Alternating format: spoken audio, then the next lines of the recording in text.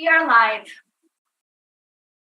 Good morning. I'd like to call the meeting to order and acknowledge that we are in Treaty 1 territory, the home and traditional lands of the Anishinaabe, Ojibwe, Innu, Cree, and Dakota peoples, and in the national homeland of the Red River Métis. Our drinking water comes from Shoal Lake 40 First Nation and Treaty 3 territory. My name is Neil Harden. I'm chairing today's panel. With me are Valerie Werhun and Richard Whitbread via Zoom. The assessor today is Matthew Baracus. We will be hearing applications for revision of the assessment rule in accordance with the Municipal Assessment Act. The matters for which revision is requested have been described in each application and will limit discussion to those matters. The statements that are made at this hearing are sworn testimony, and anyone speaking to the matters must be sworn in. Be advised that comparisons of assessments of properties are not considered evidence of market value by the board. The board is appointed annually by council and is independent of it in the city administration. It makes its decisions on the basis of evidence provided at this hearing and issues a written order to be mailed to all parties as soon as possible.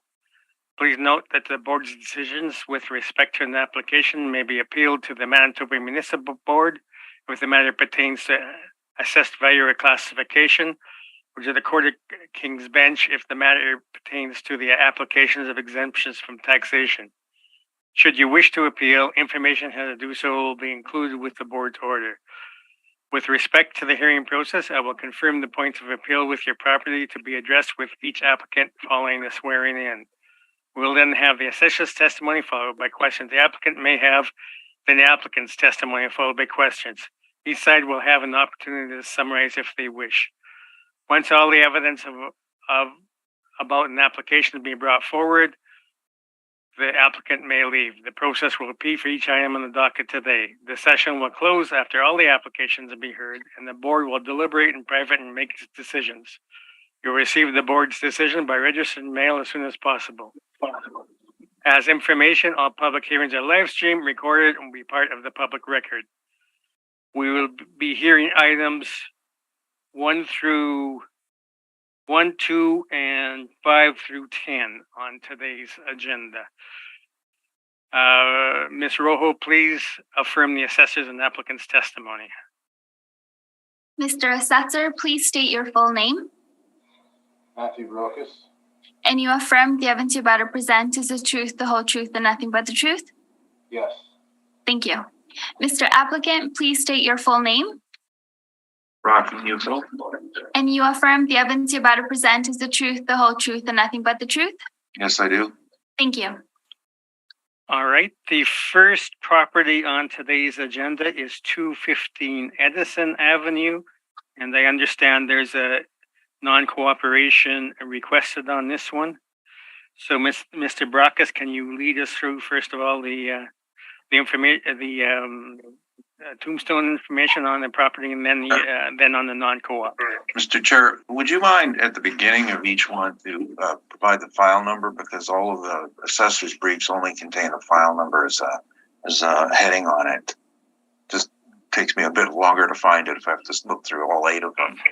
Okay, the file number is 22-2725.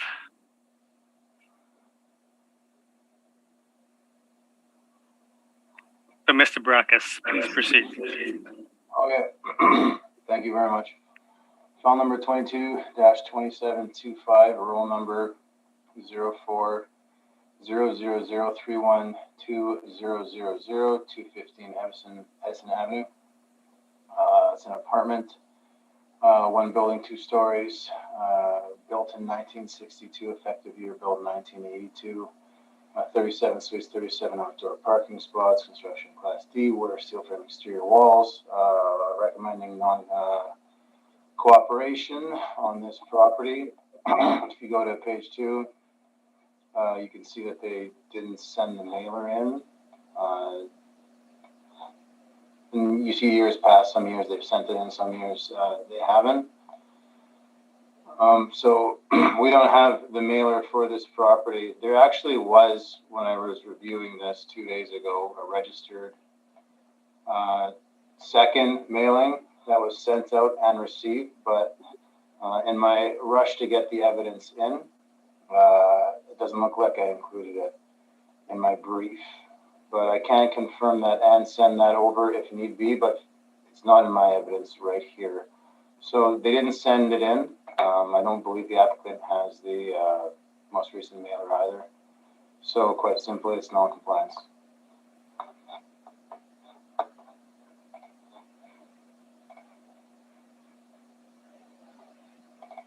Okay, Let me keep going. is that your presentation on the non-co-op then? Yes, it is. Okay, Mr. Neufeld, questions on the non-co-op?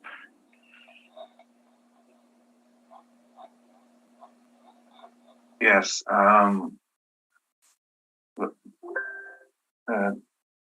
Just a sec. I was just in the middle of sending something to the board.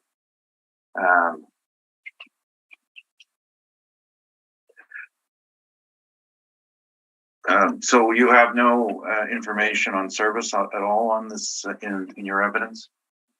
Service in regards to the mailing in of the receipt of the registered mailer? No proof of service?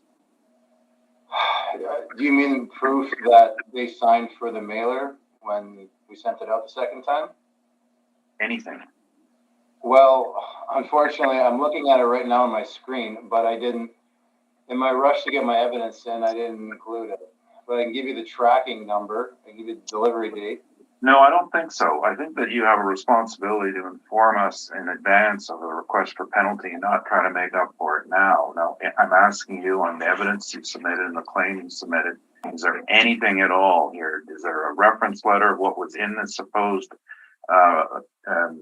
request for information, any cover letter, anything of the sort? You don't have any? Not in my evidence, but they don't seem to have any issue getting their assessment notice and then appealing it, but they didn't hand in their mailer.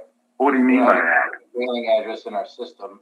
What do you mean by that? That they won't have a problem filing an appeal? What does that have to do with anything? Well, it's not like we have the wrong, like they get their assessment notice so they can appeal, right? And we haven't made a change in our system to the address. So I'm giving verbal evidence right now that we've sent it out a second time and they signed for it. Okay, well, you know that there's an internet, right? You can get the assessment information from the internet. I'm aware of the internet. Those are my questions, Mr. Chairman. I have sent in 2 orders on service. Okay, well, we will do that in your response to that. Valerie, any questions on the non-co-op? None at this time, thank you. Okay, Richard, any questions on the non-co-op? Not right now, thank you. Okay, then Mr. Neufeld, you can begin your presentation on the non-co-op. Well, essentially, I sent in 2 cases, recent cases on service, and these were ones that I was involved with in the beginning and handled and went to municipal board having to do with service. And in this case, the assessor has no proof of service. He has no proof of what was sent to the person or even proof that a mailer was sent out, period. And I just ask that you look at the cases, the case law, and consider that he's failed to meet the requirement for service. Okay, and I see that is for the panel members, that is included in the now on the information as applicant rebuttal non-co-op. Okay, Mr. Brockes, any questions of Mr. Neufeld? On his rebuttal? Well, on his presentation or rebuttal or whatever. Do you have the mailer in your evidence? The 2020 mailer?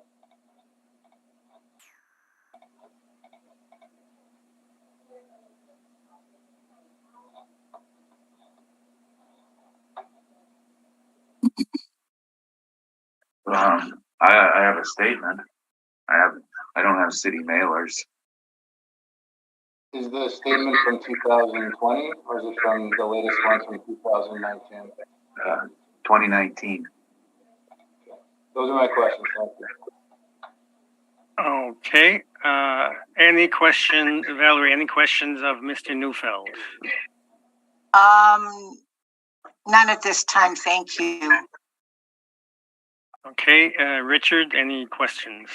No, I have none, thank you. Okay, then I guess the board needs to caucus and consider the non-co-op request. So if we can adjourn the meeting or recess the meeting for a few minutes until the board discusses this and makes its decision. Thank you.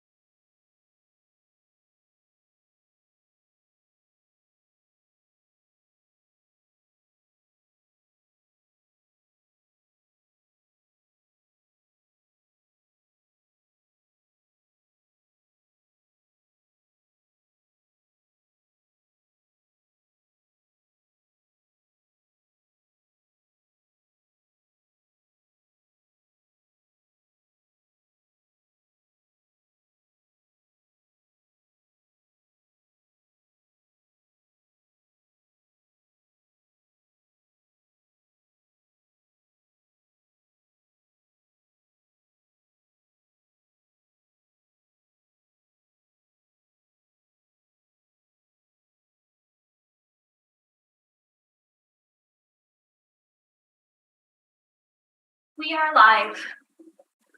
All right. Thank you very much. The board has considered the presentations in the non-co-op, and we're going to deny it. We need positive evidence that the mailer was received by the owner. We don't have that. And although the assessor says he does have that information, we can't extend. Receiving it now would be a tantamount to extending the deadlines to receive information, and when the party that has the burden of proof has to deal with that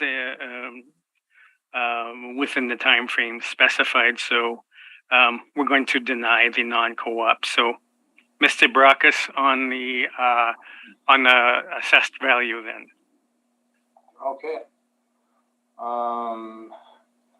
Page 2, there's the request for information history. There's also a subject sale history, $5 million, $5,542,000, 2011.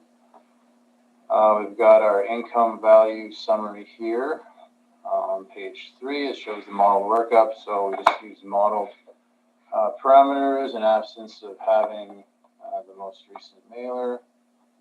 37 units, 31 bedrooms, 7 two-bedroom units with our model parameters, and cap rate generates a value of $5,150,000. We've got our rent comparables on page 4. You can see that they're all on Edison on an effective year build basis. The property we're looking at currently is the highest one. The comparables are a mix of 1 and 2 bedroom units. The average monthly rent falls within the range. Cap rate evidence charts, I'm sure you guys have heard this before. These are just simply sales, stabilized income expenses of sales that actually took place leading up to our reference dates. I did the chart and the workups and the stabilization. So you can see the majority of the range goes from 4.77 to 5.75. There is one outlier lower sale at 3.6. So when you look at the next page on page 6, 5th row down, between the 20th and 8th percentile, for all categories, it's 4.8 to 5.6, which is in line with what my findings were. So it's a good thing. We have municipal act excerpts on page 7. On page 8, there's some photographs. Property, this is from Google. I took it from Google. You can see the location not too far from Henderson. The next property in the docket is the property next door. Then we've got some pictures on page 9. So, this property was originally built in 1962. You can see they've upgraded the countertops. The flooring has been replaced. It looks to be in good condition. I haven't inspected the property. I haven't had the time to inspect any properties on the docket, but looking at the photographs, it looks like it's in good condition. Page 12, there was a permit taken out about 10 years ago. Interior alterations, 37-unit apartment building, declared construction value, $643,900. And then we got the 2019 income expenses. It says the reference date is April 1st, 2022. That's incorrect. The reference date is actually April 1st, 2021. So that was a typo. We don't have the most recent mailer. So we just went with all model on this. That's my evidence. Thank you. All right. Questions, Mr. Neufeld? Yes. Page 3. Was this valuation all based on the model? Yes. And you were discussing some changes in the property. What was the date of that permit? The permit date was February 27, 2012.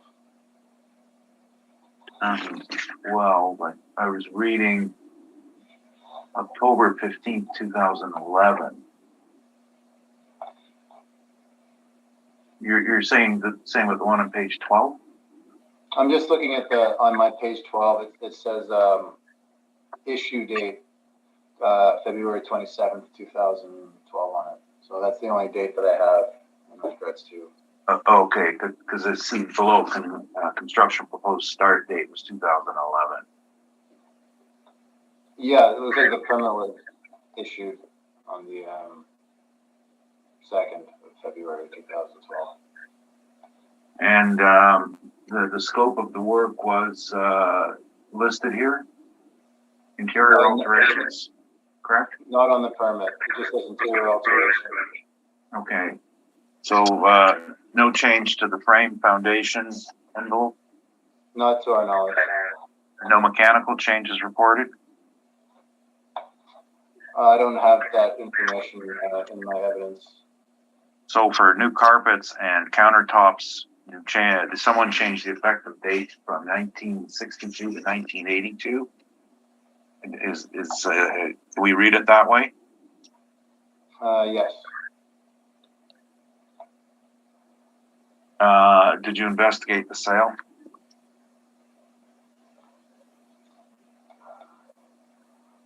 I did, but the room that I'm in doesn't allow me to open the program to give the vendor and purchaser. So I'm sorry if I seem frustrated with that, but I know I did look at it, but I don't have it off the top of my head right now, unfortunately. Well, I just want to know if I should save the trouble of sending in more rebuttal information, or if you will concede that it was a multi-role sale, which included another property that's being heard right after this at 225 Edison. Again, I'm not putting any weight on the sale price. So I can't confirm the details of that sale.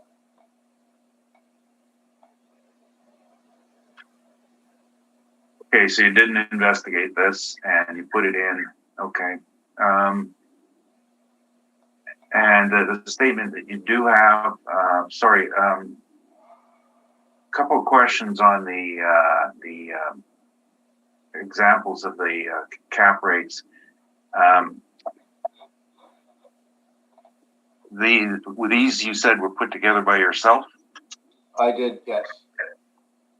And just out of, I don't think we have to go through them all one by one, but I can. But when you had the income and expense information for these sites, was it all taken from the city, the mailers sent by the city? Yes, that's the information I had to work off of. So at random, if I looked at the first one, the sale date October 9th, what date was the mailer? The mailer would have been the years, I would have taken the 3 years preceding the sale, and those mailers are year end. So let me see here. So the first one, October 9th, I would have used the 17, 18, and 19 mailers to get a 12-month snapshot of each year to use as stabilization. Well, do you know for certain which one it would have been?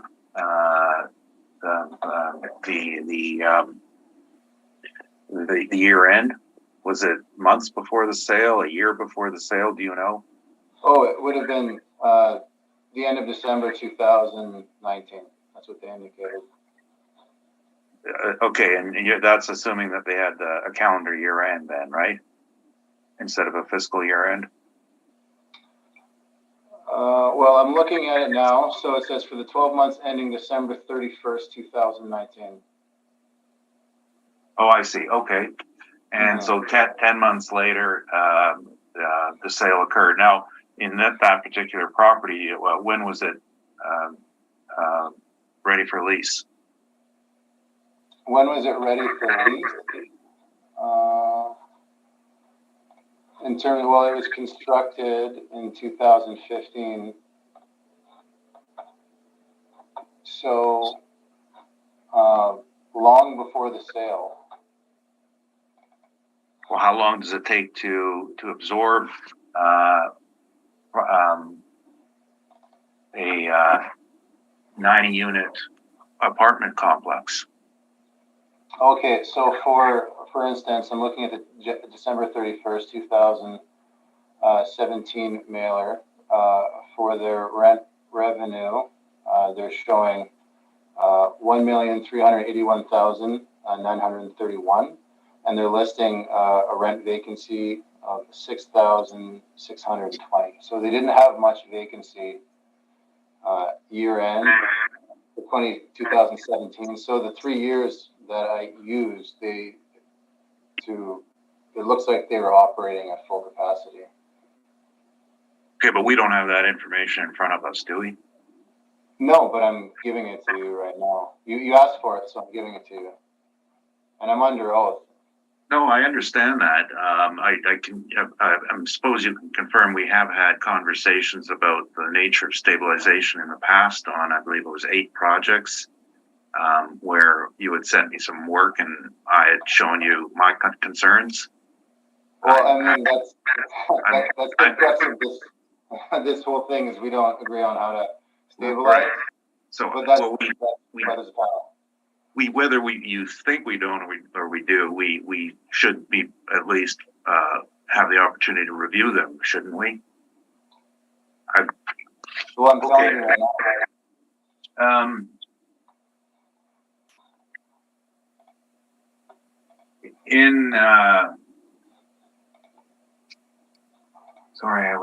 Yes. Now, the statement that you did bring, the 2019 statement, what was the net income on this statement?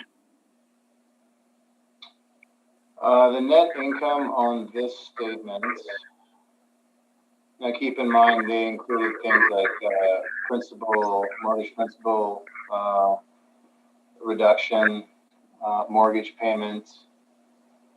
What they stated was 135,138, but that would include things that typically would get knocked out.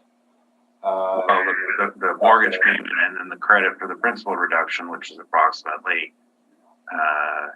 $88,000, correct? Let me do the math. Sure.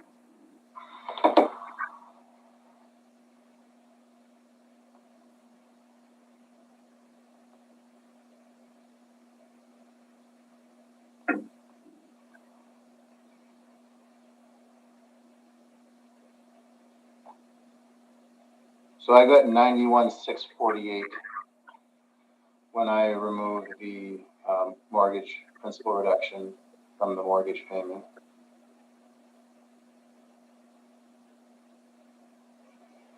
Well, sorry, what 91 being what number? So 91,648.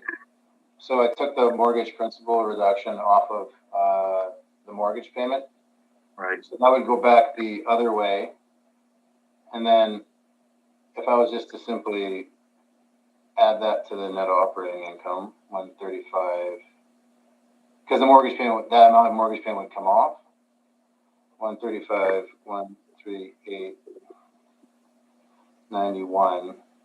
So without reviewing anything else, that would come out to net operating income of 226, 786.91.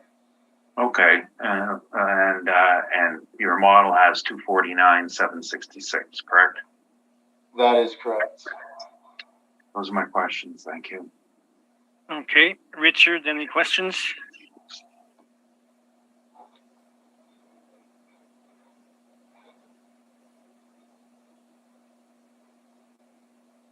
Sorry. I have none, thank you. Okay. Valerie, any questions of the assessor? None, thank you. All right. Okay, so on the sale, there's a sale and subsequent permit for some work. It appears like the sale was for the purposes of renovating and then returning the block to the market. Would that be fair to say? Looking at the dates, it looks like after the sale was made, I know the applicant indicated that it was a multi-role sale. Unfortunately, I don't have access to the information right now. It looks like they did do renovations, so they did purchase it with fixing it up in mind. All right. Thank you. Not to the 10-year-old sale will provide much information for the board in the first place. All right. I have no more questions. So, Mr. Neufeld, you can begin. Yes, thank you. I just want to make sure we get these things clarified. And what I have sent in is the printout of the sale history, just as another piece of rebuttal. And I have a general rebuttal, which I sent in earlier this morning. Well, I think the assessor did acknowledge that it was a multi-role sale. Oh, okay. I detected a note of not absolute firm conviction.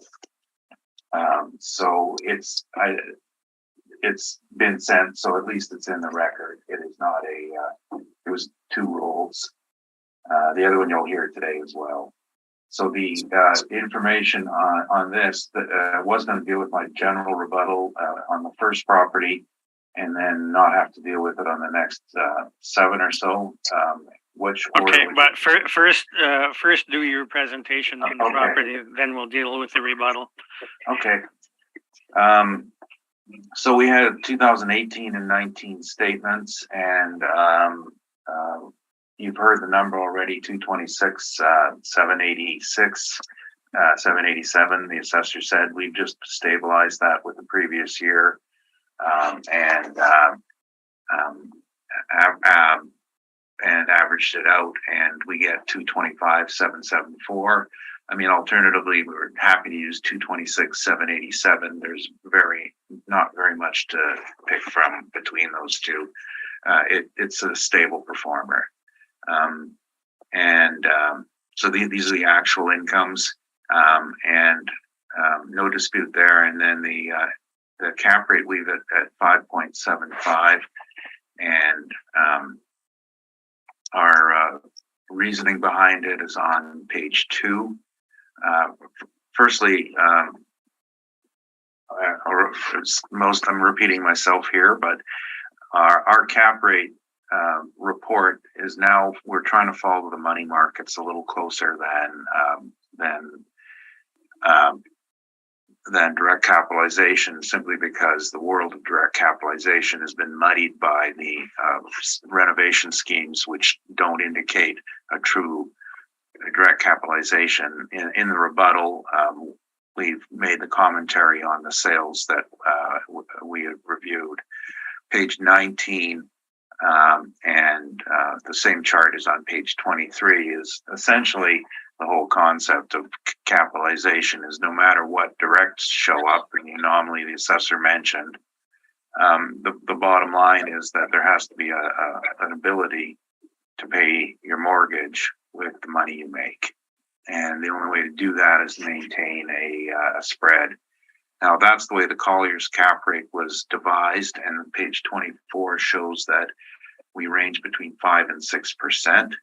On page 25, there is the rating of our properties, and no high-rise and low-rise, no, this property nor any of the properties today meet this definition. They are inferior to this. So one then has to go and look at the differences that they have, and that's why we go back to page 2. on page 2, the first thing is the Collier's cap rate is calculated differently. We include, it's the cap rate to the purchaser. So his expenses such as land transfer tax and commissions are included in the altering the indicated sale price, and you'll see a sample of that in the rebuttal. And essentially, the Collier's cap rate provides rates that are, if you do the math on this, about 0.18% lower than what an appraiser or an assessor should do. So 5 is really 5.18.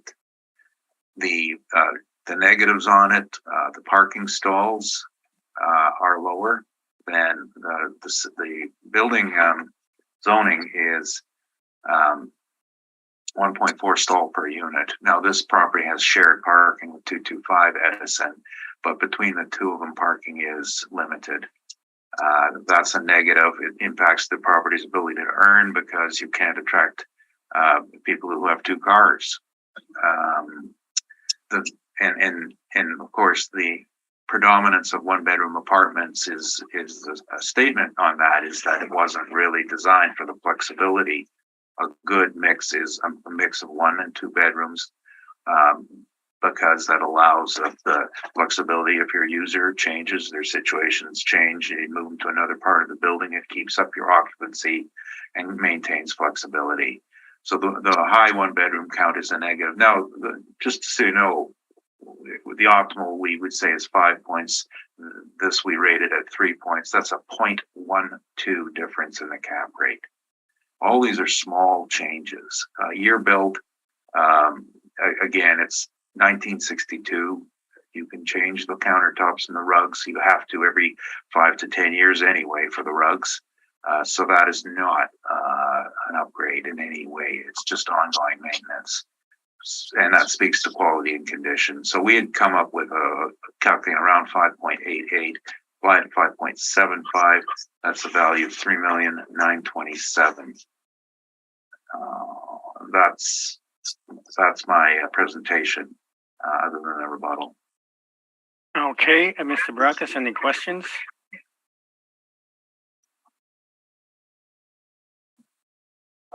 Yeah. So just looking at page 2 here, you've got your cap rate chart. So just so we understand, 5% is the optimal, and then is that for optimal, like citywide, all year built, story heights and everything, or is that just for this particular? That's citywide. That's the best rate. Okay. What would be an example of like a 5 cap then, just so I know? Well, it would be something that has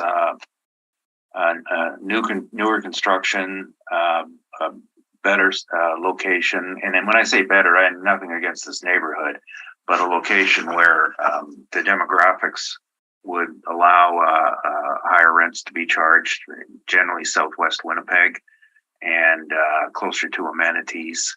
I think the property where we conceded the 5% cap was a reality. What is the new developments in around IKEA? That's, I think, the target. Okay. And so, just in terms of that, would that sort of demand or suitability be reflected in a vacancy rate in terms of less desirable apartments having a higher vacancy rate? No, the vacancy rate is a slightly different market factor, and it's going to be locational as well as based on economics of the neighborhood and what's an affordable rent and what's not. When we talk of affordability and a low cap rate, what we're really talking about is the risk about people not paying their rent. And that's why a cap rate in a lower in a neighborhood where the demographics indicate lower incomes makes it more riskier. But the vacancy is a different factor, and the new ones actually suffer from vacancies because when they're new and they're newly constructed, there's usually an incentive to get people to move in, and they get a 1 month free, and then they take their 1 month free, and a year later they move on to the next project. It's a sort of a sawtooth style of absorption. So that's the problem with the newer built ones. You get a bit more stability, and then the other stability factor goes to the number of units as well. A low number of units can have a higher percentage of vacancy rate. Okay. So at 37 units, the place is running at about 3.5 vacancy. So you'd agree that vacancy is not an issue with this place? I didn't do the math here. Let me just quickly do it. 14. Okay, I gotta add the 493 plus the discount.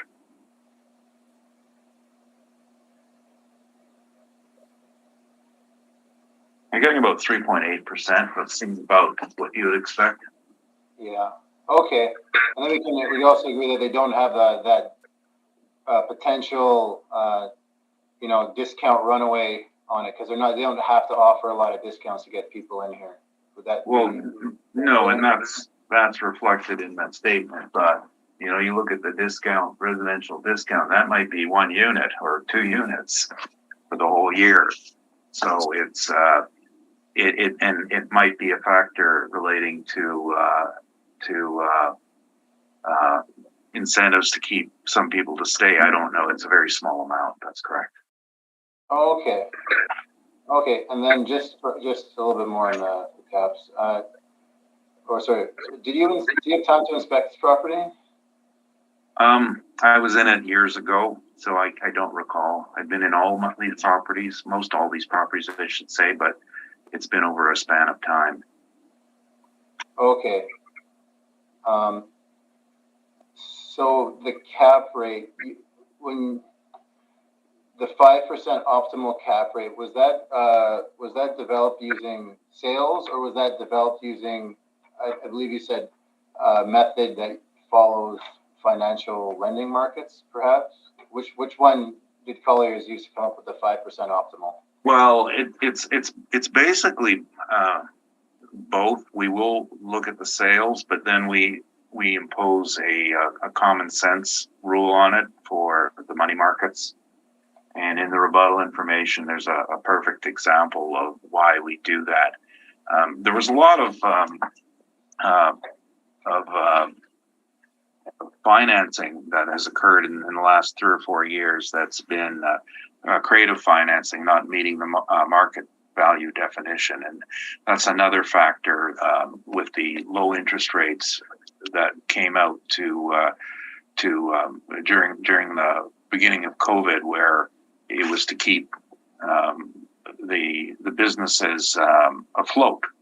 And so there was a lot of those, and they come into the cap rate side, and you can't use an artificial mortgage to determine a market cap. And that's the motivations of our debt market study, which began its life right when COVID started, to react to the non-market based transactions that were occurring. Okay. And just one more question. It's on page 25. I was just reading the Colliers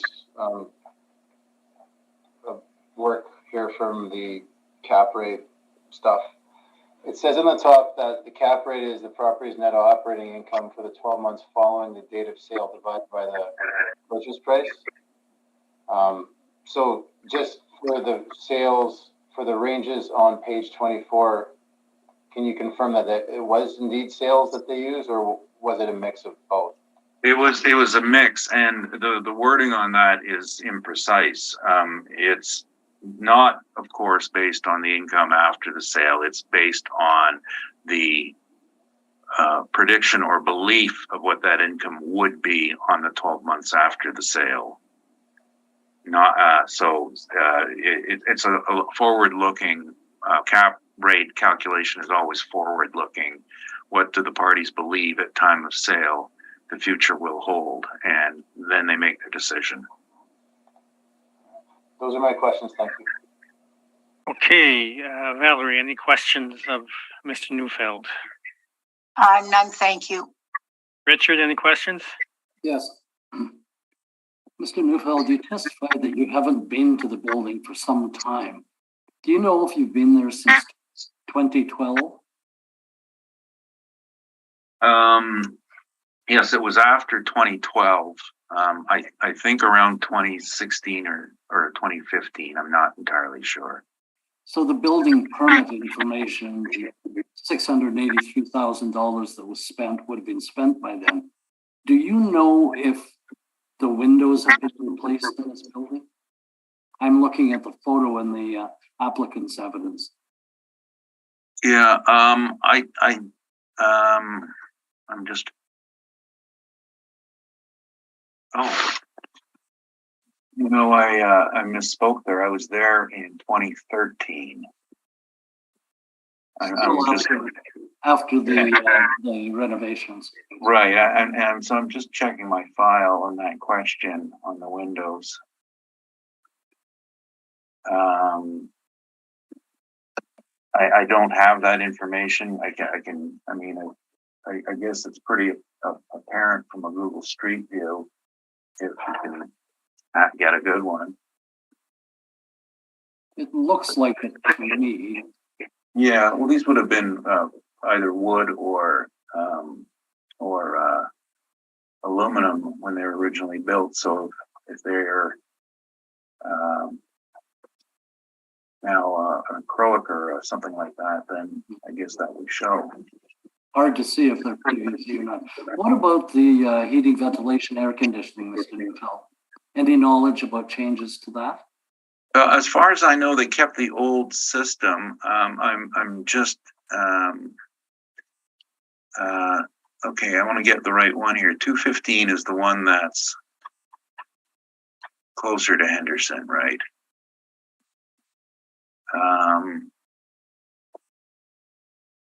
The front door looks fairly original. Wow, this is really strange. I can't really tell if they've been changed. It looks like the big one's been changed. It's awfully very good painted wood, or it's some sort of plastic material. And the heating, ventilation, I believe this was is a boiler system. I don't see any rooftop units on it. So a boiler system that there's another way of checking this. In the statements, just want to check here. Well, they're being charged for electricity and gas. It does not seem like a lot for electricity. So there could have been an offset of separate paneling for the electricity at some point.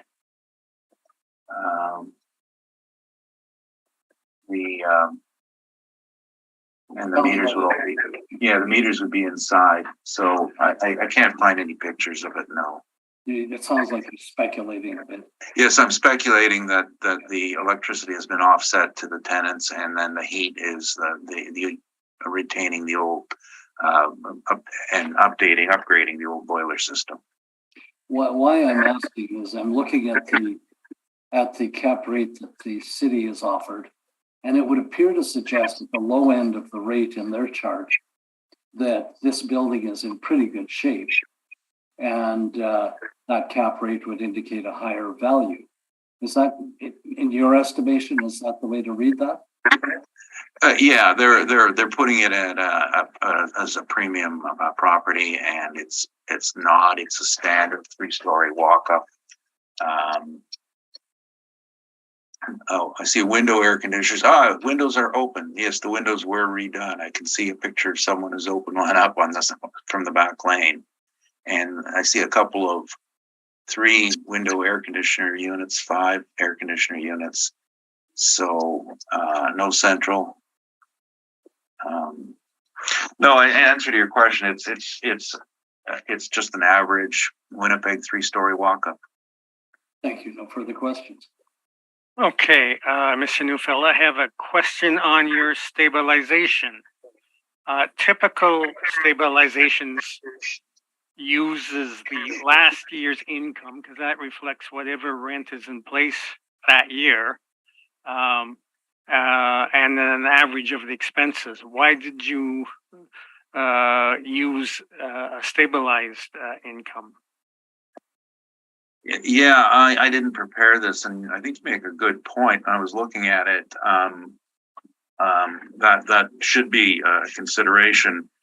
We normally, when we look at the last years of income, it's in the event they had any above guideline increases, and then this would show up, and then you would use it. But I guess the person who did it looked at the fact that the two NOIs were $2,000 apart, and higher income brought in higher expenses. With the cost to run the place.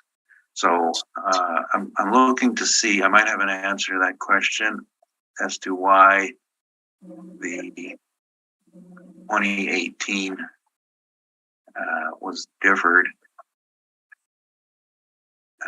Yes, I do have the statement here.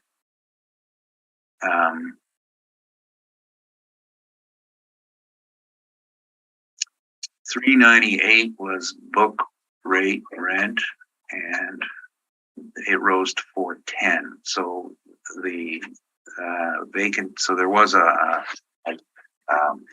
face rate was $11,000 higher. So that would reflect the allowable rent increase for that year then.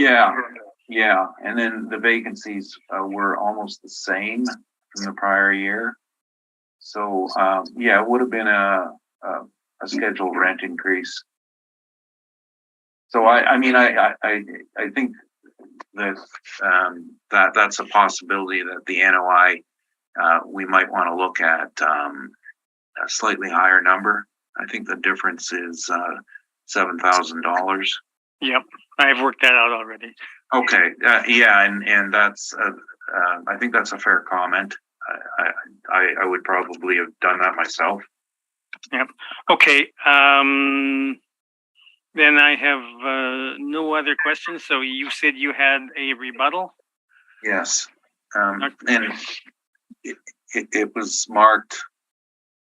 Well, I sent in the multi-role sales already, but you've got that. I guess that's not in dispute.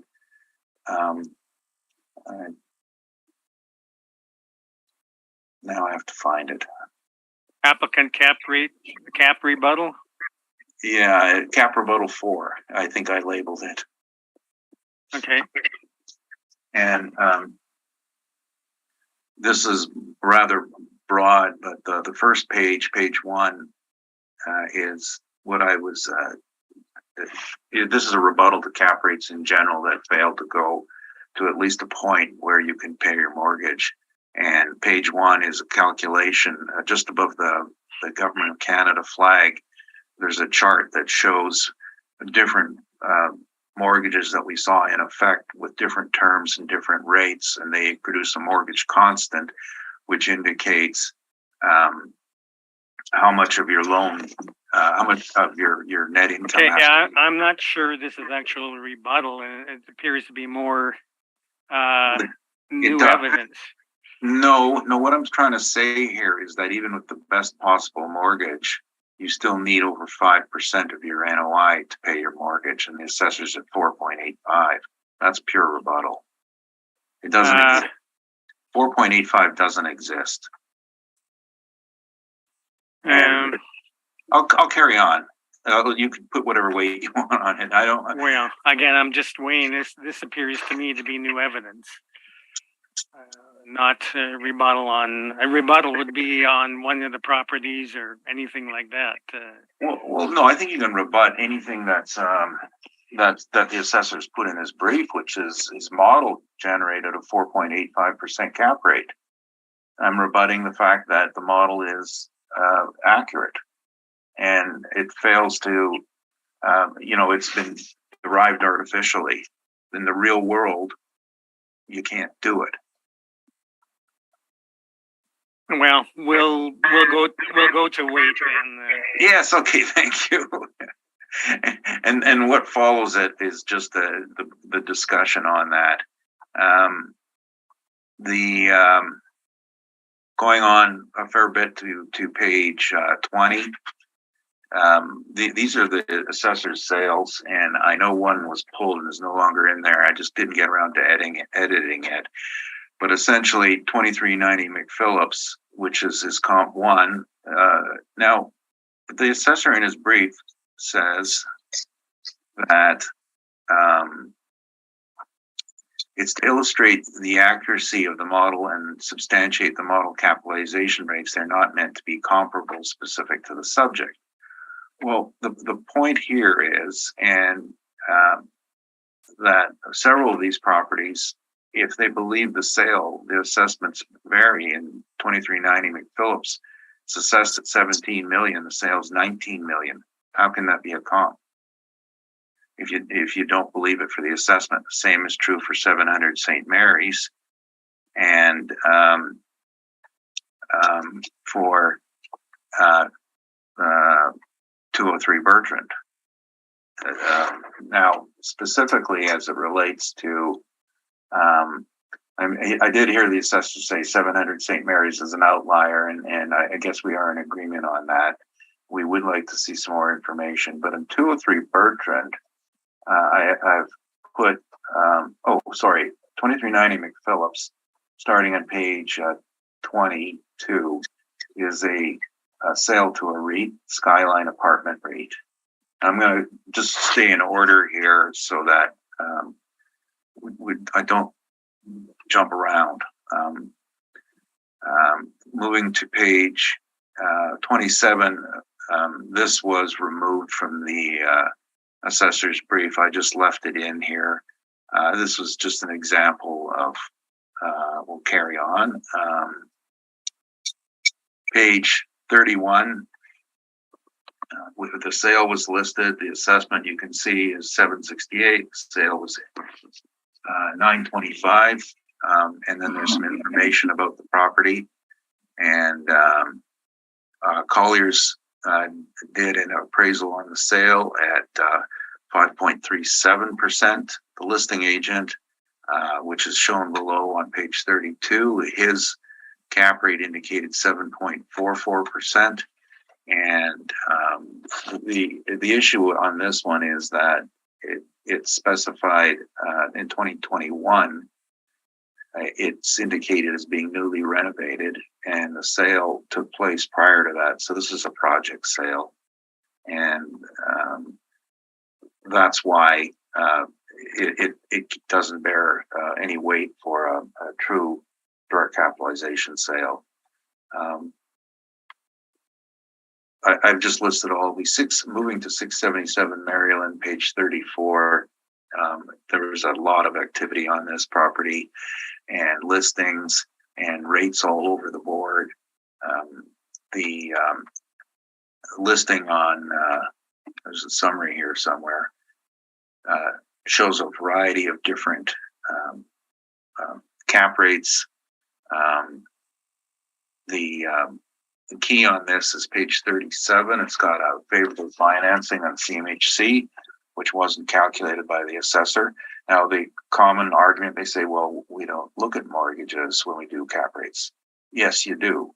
You look to see if they're favorable or not, because it does not belong in a cap rate. But if someone got favorable financing, it influences the sale price. The sale price must be adjusted. 32 Arden, I just discovered this morning that the same property owner purchased 28 Arden next door. So I'm trying to determine if there's an assemblage issue there. And what I was saying about, bear in mind the REIT sale on page 46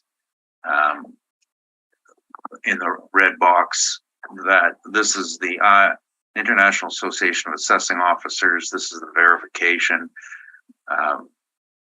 acquisitions or divestments by large corporations, pension funds or REIT investment trusts, REITs that involve multiple parcels typically should not be considered for analysis. Multi-parcel sales should not be used in valuation or ratio studies. So we did have some evidence of some of that. And there is new evidence in here, and obviously I can't refer to it, but we did. I can refer to one of these because it's rebuttal, page 52. So this was our calculation on 203 Bertrand, the sale, and the Collier's rate without the changes was 5.13. It was actually 5.37 on market, but we did verify that it was sold as a renovation project, so it's not permissible. And that's what I just wanted to go through in rebuttal. I'm sorry, it's a big long document. I just haven't edited it down specifically. All right. Okay, questions, Mr. Baracus, on this rebuttal? Yes, please, just a couple questions. If we go to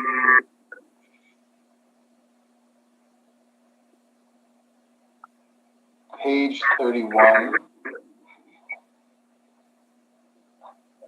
rather page 32, your information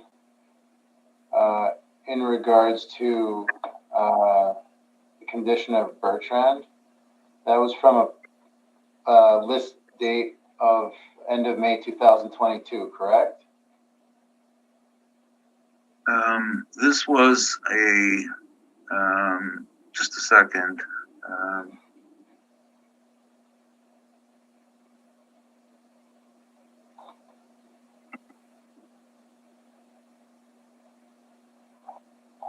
Yeah, it's not meant for market information. It was confirmation on the post-renovation status. Okay. So, but this list date is post-reference, is it not? Yeah, the value indicators are post-reference, and obviously that's not the reason I put it in here. It was to show that it was a post-renovation. It had work done on it.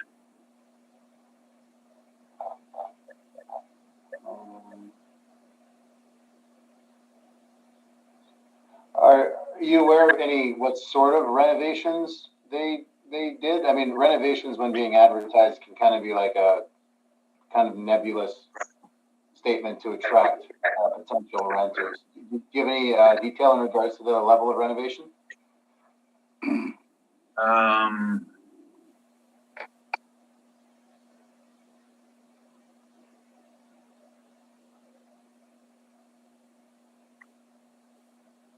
I didn't pull the permit on this. No, I didn't. Okay. It just page 31 says newly renovated. Okay. And then what I was showing on page 32 is the RTB rent was applied, and that's a above guideline increase. Okay. Just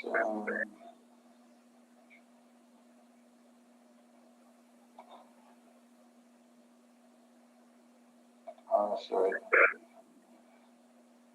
So it was, I mean, that one, I guess it's a post-reference sale, so we can't talk about how much the price went up on the renovations. Yeah, exactly. It's not the price. No, it's just to confirm that we had a renovation project with above guideline increase. Yeah. Like, it doesn't look like the price went up that much in 3 years, but that's, I mean, that price is post-reference. Page 37, you have another advertisement in regards to 677 Maryland. This is kind of the same thing as post-reference, but you relied upon it to determine the condition of the property. Would that be a fair statement?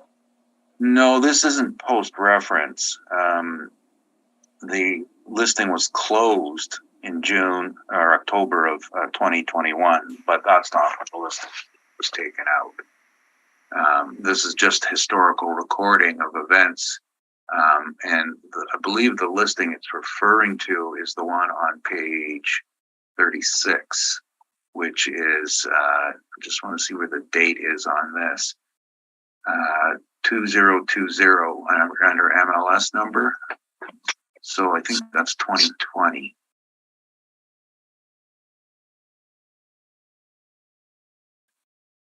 And that's where it's, One moment here. that's where it's saying the net income of 175,000 in 2020. You notice it says withdrawn. Yeah. Does MLS numbers dates? When I'm looking back, the one, let me see here. I'm not so familiar with how MLS numbers work. Yeah, well, they had to change their numbers when they hit certain era. Like normally, it's the first two numbers should be the date. So if you look at the one before, on if you excuse me if I can 35. intervene here, Yeah. if you look on the listing on page 36, about a third of the way down in the left column, it says listing date. Oh, yes, thank you. February 14, 2020. Okay, thank you. Those are my questions. Okay, Richard, any questions on the rebuttal? I have none, thanks. Valerie, on the rebuttal? None, thanks. Okay, and I have no questions on the rebuttal. All right, so that then concludes this property. Let's move on to do 225 Edison, the sister property, before taking a short break. So again, on 225 Edison, which is file number 22-2726. There's a non-co-op requested, I imagine, in the same vein as last time. So, Yeah. can you read the information into the record first, and then do you wish to proceed on the non-co-op in light of our previous ruling? Well, I don't think you're going to give it to me. So on that basis, I'll pull it, even though I have Okay, it let's. to me anyway. So I'll pull it for efficiency. Okay. File number 22-2726. Roll number 0500031600. 225 Edison, next door. 2023, April 1st, 2021, assessed value $4,187,000. It's the sister property next door. It's got less suites. The last property at 37. This one's only got 31. So you can see that has a registered sale. It's the same sale as the last. That was on the last property, so it does make sense that they would have been sold together. So I don't have any reason to disbelieve that. And it's the modeled workup. Again, the difference is there's less suites. The model rent is slightly different. But my brief from last time is the same as my brief from this time around.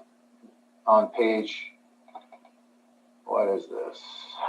Page 10, there was a permit that was pulled again, specific to this property, 225 Edison. Interior alterations, 3-story, 31-unit apartment. 539,627. So this property had some work done to it as well. And you can see the promotional photographs from the website are the same. They're advertised the same on the same website, so pictures are the same. That's my evidence. Thank you. Okay, questions? Mr. Chair, just a question about non-co-op. Is the assessor withdrawing his non-co-op request? I believe he said he was, yes. Okay, thank you. Okay, That's it. questions, Mr. Neufeld?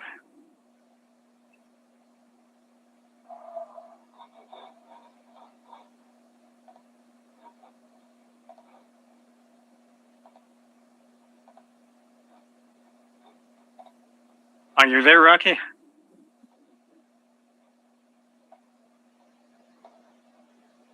I have 3 screens and I cover up the one with the pictures in and I'm looking at stuff and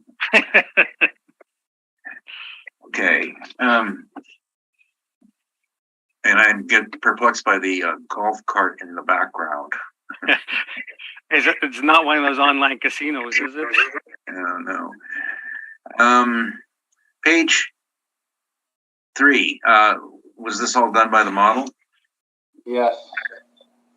And so this was, I mean, I guess I'm the same question here as the previous one, is that there was some renovation, someone changed the effective date on this, and then the model determined that it would be a 4.85% cap.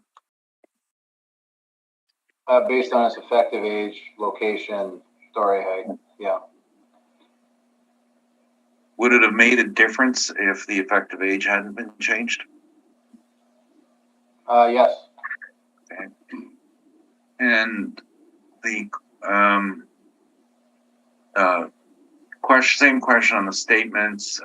Did you calculate the approximate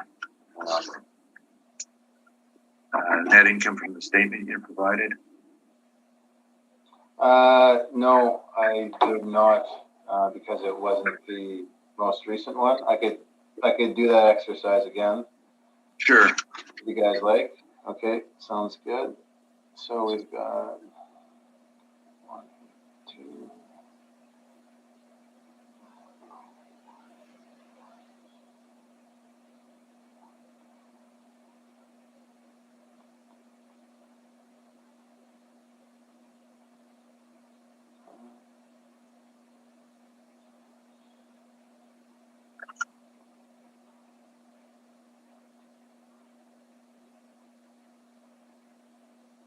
So I came up with 187,230 after removing the principal reduction from the mortgage payment, and then adding the remainder of the mortgage payment back into the net income. Right. Okay. Yeah. And as opposed to the model, which was 203, correct? Yeah, the model is a bit higher. That's a fact. Okay. And I think as we discussed before, the vacancy 3.2%. I'm guessing that this was pretty close to actual. Yeah, I mean, it doesn't seem like vacancy is much of an issue for this place.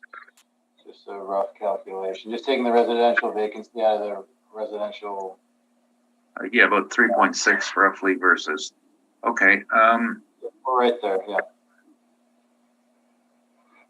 Okay, so I guess since we've asked, just as long as the chair is in agreement with it, we've asked and answered a whole series of questions on these properties, and I assume that they're getting considered with this property as well. Yes, the cap rate evidence okay, will be considered with all properties.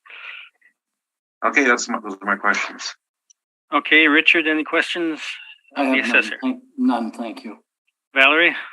None. Okay. I guess I just got the one. I should probably have asked it for the previous property too. Your cap rate at 4.85. I mean, that's close to the 20th percentile, indicating that's a superior property. What would make this a superior property? Oh, well, I mean, it looks like by how it looks in the pictures, in absence of being able to inspect it, looks like it's in good condition. It's in a good neighborhood. The rents are at a level that are affordable. So you can see that there's not much, I mean, vacancy is normal. They're not having trouble filling the place up. So, I mean, that's what I can't see anything wrong with it, so to speak. But what would make it like an above average property as opposed to just a normal, 50-year-old apartment block that's being maintained? Well, I mean, when you look at my cap rate sales, we've got Bertrand on page 5. We've got Bertrand that sold in 2019, 1963, 477. And then we've got Arden that sold also in 2009, 1969, with an effective age on it, sold it for 5% cap. So at 4.85, we're right in the range of the properties of that vintage. And keep in mind, these are older sales. The province delayed the reference or the reassessment a year, so we could bump the reference date to April 1st, 2021 into the pandemic. So the financial conditions at that time were different than in 2019. We know what happened. Money got cheaper. The interest rate went down. Compared to 2019, you can just say easy examples. You look at the housing market, how much it took off. That's because money got cheaper. So it would be easier for people. It would be how shall I say this? It'd be cheaper for people to take out more money to take out a loan to buy an apartment like this. So I feel that falling in between 4.7 and 5.02 at 4.8% is justified. All right, thank you. So, Mr. Neufeld, you can proceed then with your presentation.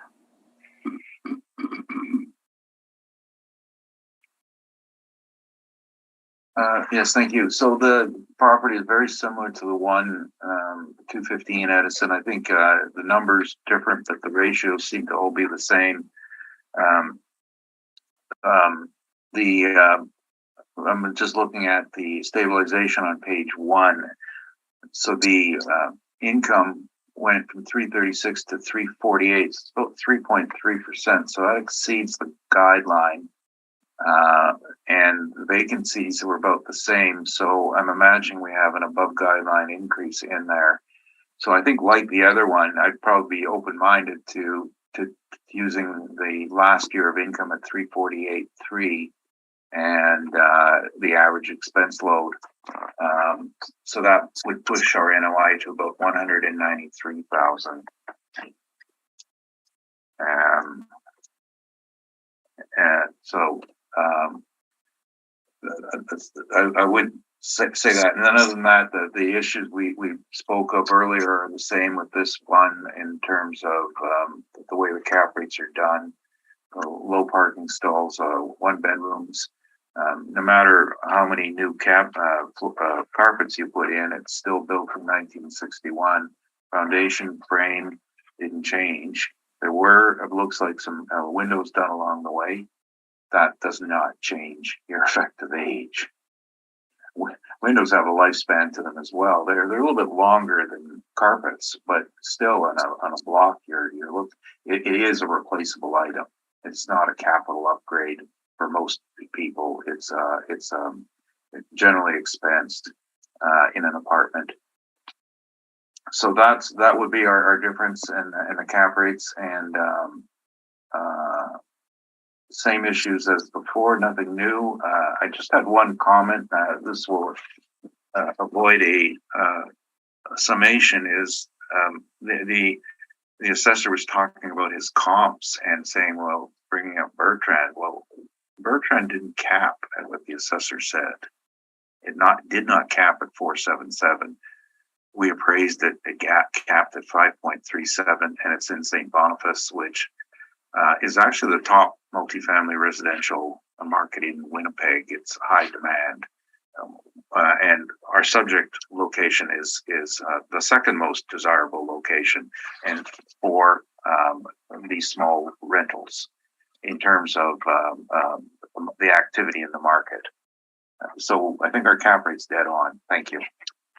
All right, questions, Mr. Barakas? I just asked that my question from last property be considered on this one. Thank you. Okay. Richard, questions? None, thank you. Valerie, questions? None, thanks. Okay, and I have no questions, so thank you very much for that. We'll take a 10-minute break here till 10:35. and then come back. Thank you very much.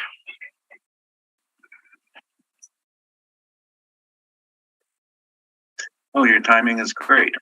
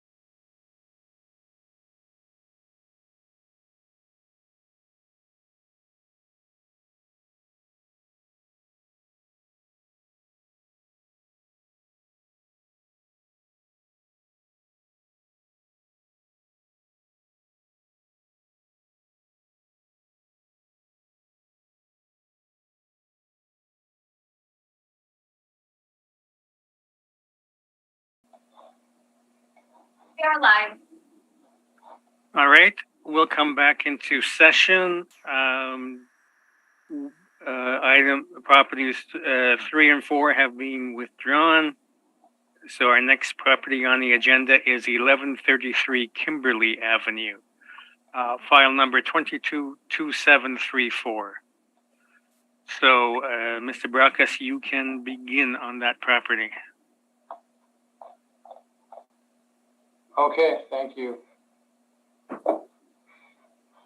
File number 22-2734, roll number 0206255300011133 Kimberly Avenue. Assessed value is $2,646,000. April 1st, 2021 reference date. 1973 effective year, built is 73, so we don't have any renovations on the property. 23 suites, 23 outdoor parking spots, construction class C, masonry bearing walls. Page 2, request for income information. Given good every year, handing their stuff in. Subject sale history. So the property actually just recently sold between two parties. I looked at the company search and I didn't see any commonalities in regards to the directors of the properties listed. So it seems like it's a good sale. It did not sell on MLS though. It was a private sale. So that's why I don't have a listing that we can reference. So I'm just giving you the information that I'm aware of in regards to that piece of information. Page 3, this shows our income value summary here. Fairly even split between 1 and 2 bedroom units. We've got our modeled parameters, including rent, expense ratio, generating net operating income and a modeled 5% cap rate, 2.6 million, sold 2.775 million just before the reference date, so it doesn't seem like, from an overall valuation standpoint, that we're off. Page 4, these are our rent comparables here with the bottom end of the rent comparables. It's 1973, so it's got the lowest effective year built. These properties do have an even split between mostly 1 and 2 bedroom units, comparable 1 and comparable 4 do have 3 bedroom units. You can see how the rent is higher. Cap rate evidence 5 and 6. You've heard that already. Then you've got your mailer here on page 8. And then we've got our, it says here the statement is for 1 month only. I suppose that's because the current property owner only had 1 month to submit, because they only own it for 1 month, so they only had 1 month of information. So we just went with the model on this one. And then we've got older mailers as well on page 10. And then on page 11, you see some pictures of the place. So I wasn't able to find any interior pictures, with no indication that it's renovated. More often than not, when they're not renovated, they don't really show the inside of the property online. So I don't have any reason to believe that there's been any sort of renovations done on this property. So we don't have the most recent mailer just because the property, we don't have a full year of 2020 because the property sold. That's through no one's fault, not the fault of the person who purchased it, because they just didn't own it at that time, so they didn't have the 11 months prior. So just going with modeled on this one. The recent sale of the property is pretty close to what we have it assessed at, so didn't make a change on it. That's my evidence. Thank you. Okay. Questions, Mr. Neufeld? So page, page, I believe it'll be 3, model. This is all done by the model then? Just because you just said that, right? Yeah. Now, you talked about this sale. Now, I was searching all morning for it and I couldn't find it. Was this a title sale? I have it as a private sale, but it did go through land titles, yes. Okay. And again, it's not showing up on Sabre, so I think we've had this problem before. Do you have a registration number or anything? You know what? That program I can't get into now, but I'm gonna email Ken and he'll give it to me, and then I'll give it later. But it went through land title. Yeah, no, I mean, it'd be just that I'd like to take a look at it. I mean, we do our research too, and nothing came up at all on it. Yeah. So it's the instrument number. Obviously, you're interested. Yeah, anything that we can try and track it down. Yeah, no problem.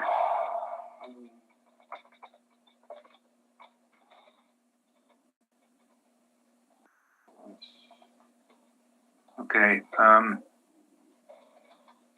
And the 1 month that you did get for the information on it, did you do any sort of calculation on what that monthly NOI was?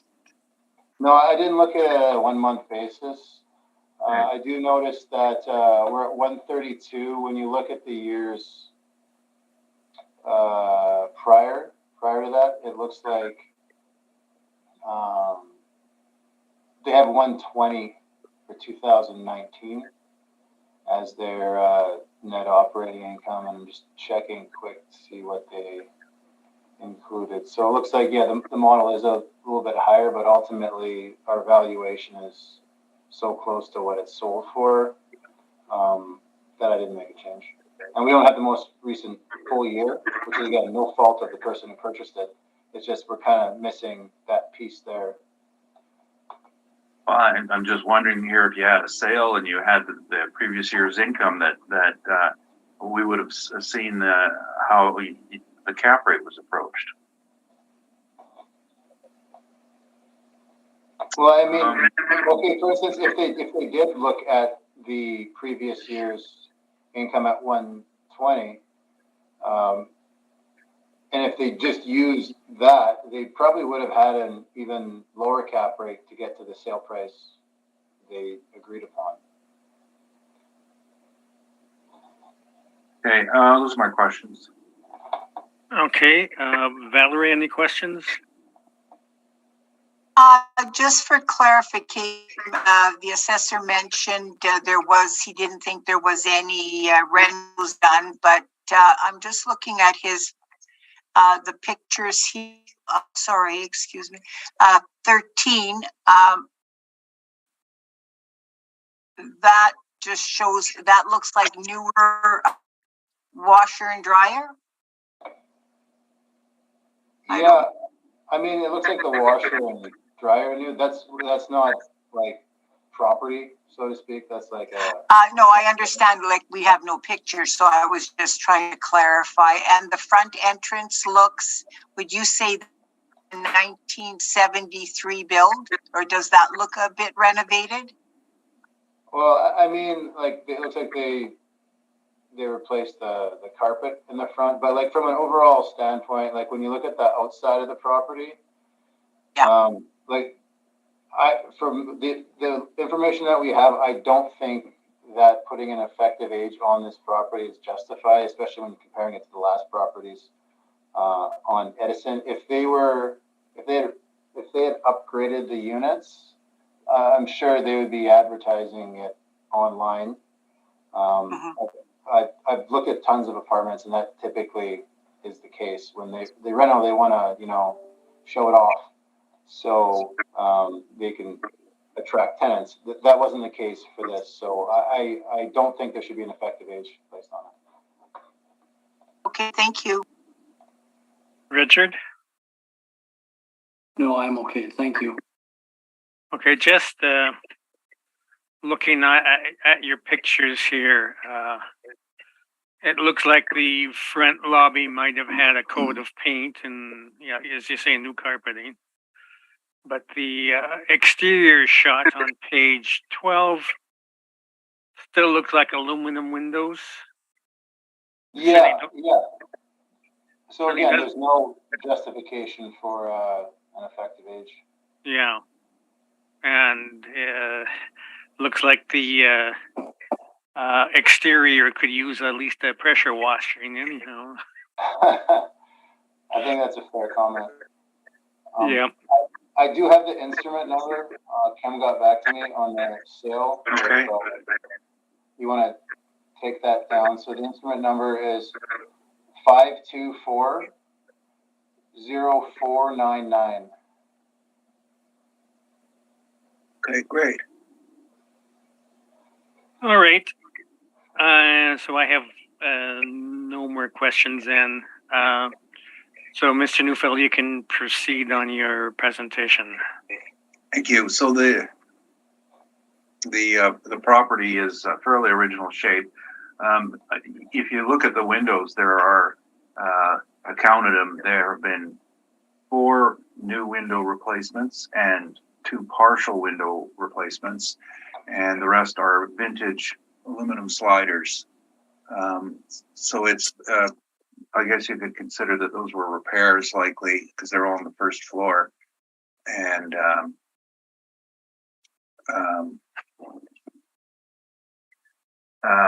the income that we had was based on the single year, and we put in the next year as well, which is post reference. 4 of the months would not be post reference, of course, and 8 would be post reference.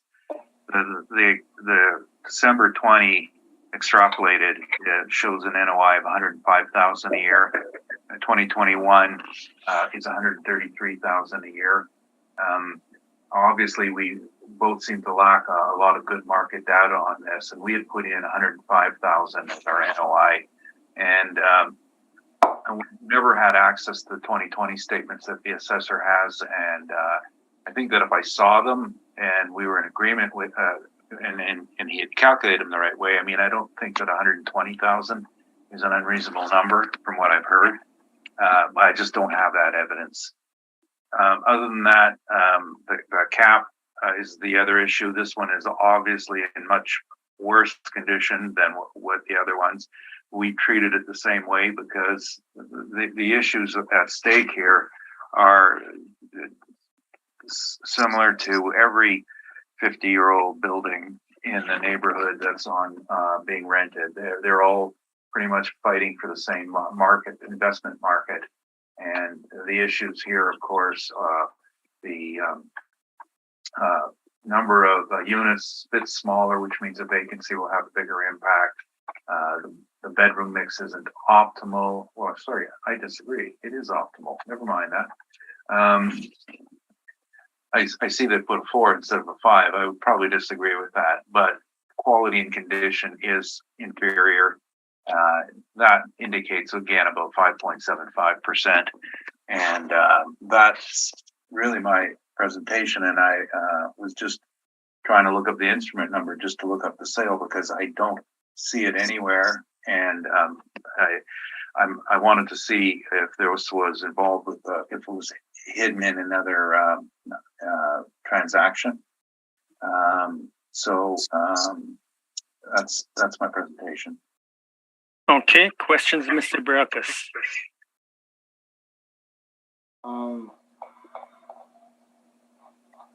I don't have any questions, thank you. Okay, Valerie, any questions? None, thank you. All right, Richard? So if we look at the building and you talk about its inferior quality, Mr. Neufeld, whose responsibility is it to upgrade the building as is required? Well, the property owner. Property owner would be required to spend some money over the years to upgrade the property and Right. make it more appropriately. I don't want to say livable because that's not the right word, but suitable, aesthetically pleasing, etc. Okay, I hear you. Thank you for that. No further questions. Okay, my question would be, If you look at your picture on page 2, you're right, it does appear there are some windows have been replaced on the first floor. Could that be, it looks like a 1 and 2 bedroom unit, as a matter of fact. Could that be simply because they did replace the windows as apartments become vacant?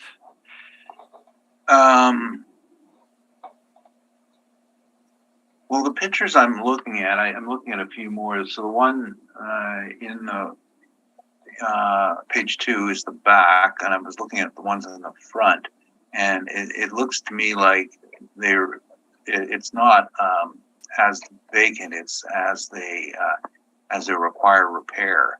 I see that now. I'm looking at a few more in the back. You can see have been done.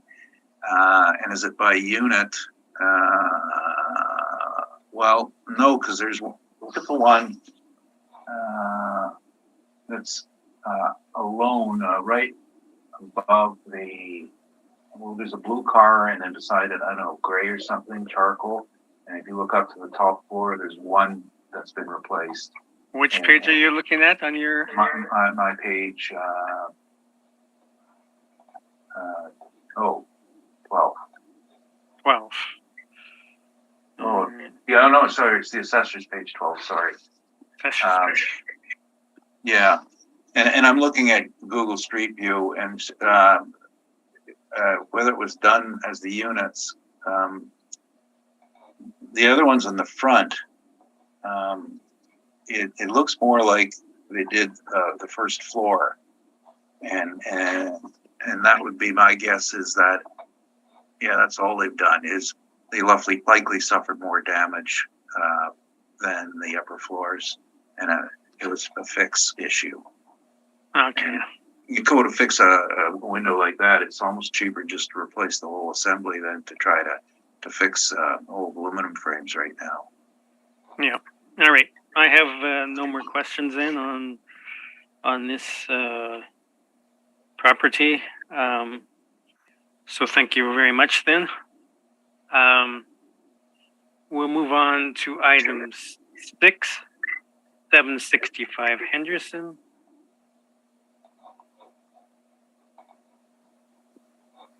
Okay. Let me just pull up the files first of all.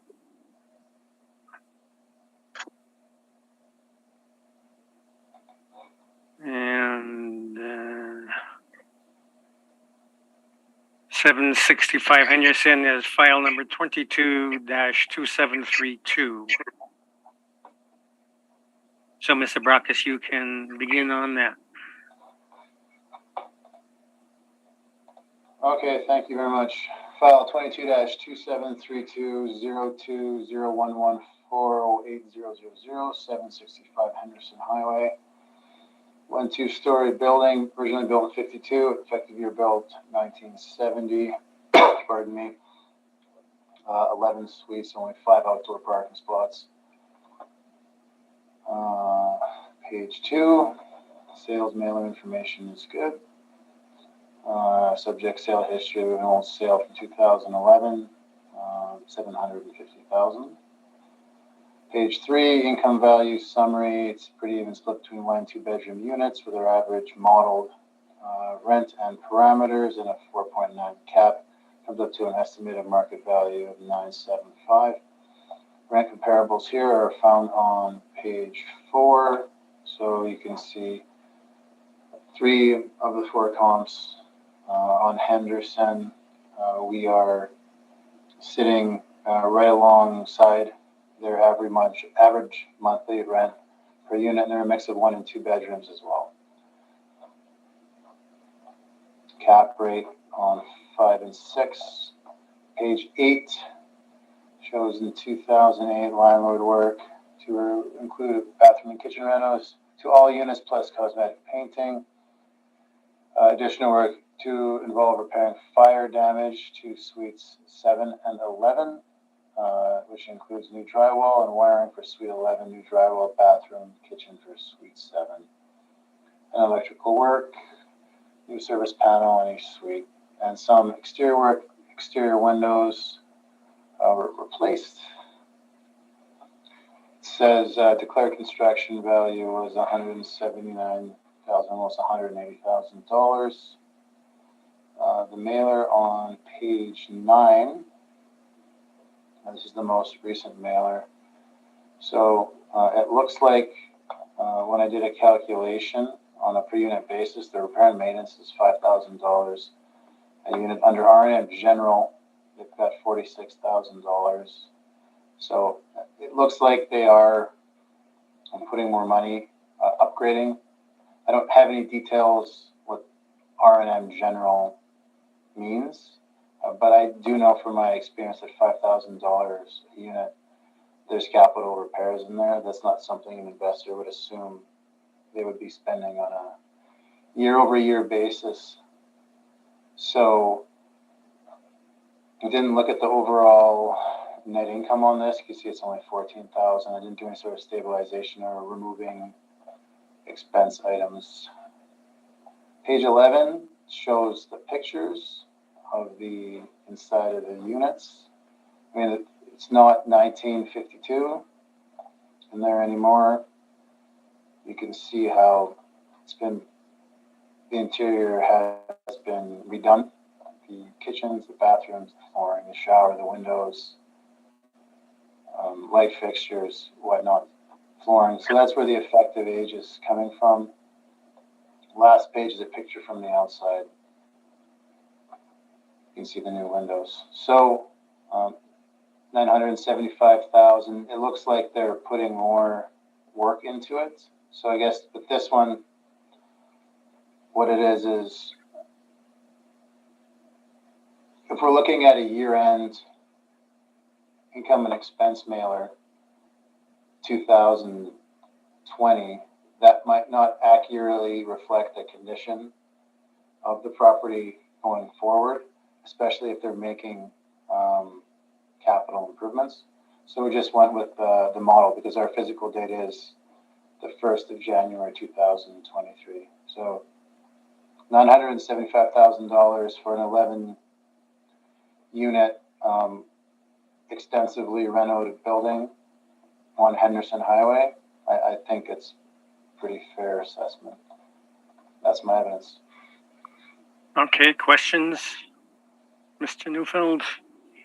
I'm just reviewing our work up here, and I see an error in it, and I think our number is wrong, and I'd like to withdraw this one. Withdraw? Okay. All right. It was that averaging thing again. All right. So no need to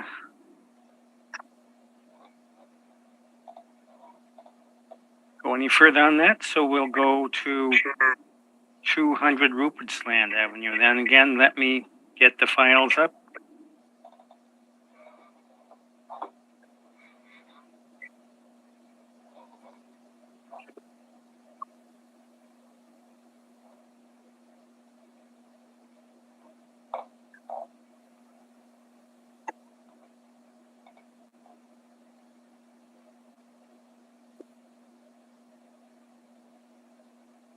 Okay, so we'll deal with file number 223084, 200 Rupert's Land Avenue.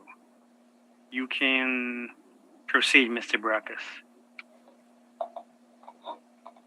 Okay, thank you. Just glancing ahead to try and make this as efficient as possible. Excuse me for just a minute. I was just thinking on withdrawal of the preceding one. I think we're going to have to issue a board order with regard to the value. We've had this come up before, and until the hearing was closed, I have the right to withdraw. All right. Okay. All right. I mean, it doesn't matter really. I'm just, I thought it'd be less paperwork. Well, whatever. Yeah. I mean, what it would amount to is if it's withdrawn, it's fini. If Right.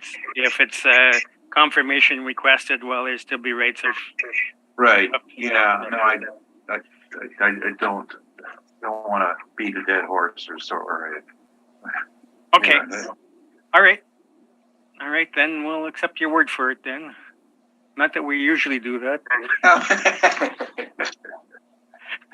Okay. Sorry for the injection of humor there, but couldn't resist. Okay, on Rupert's Land Avenue again.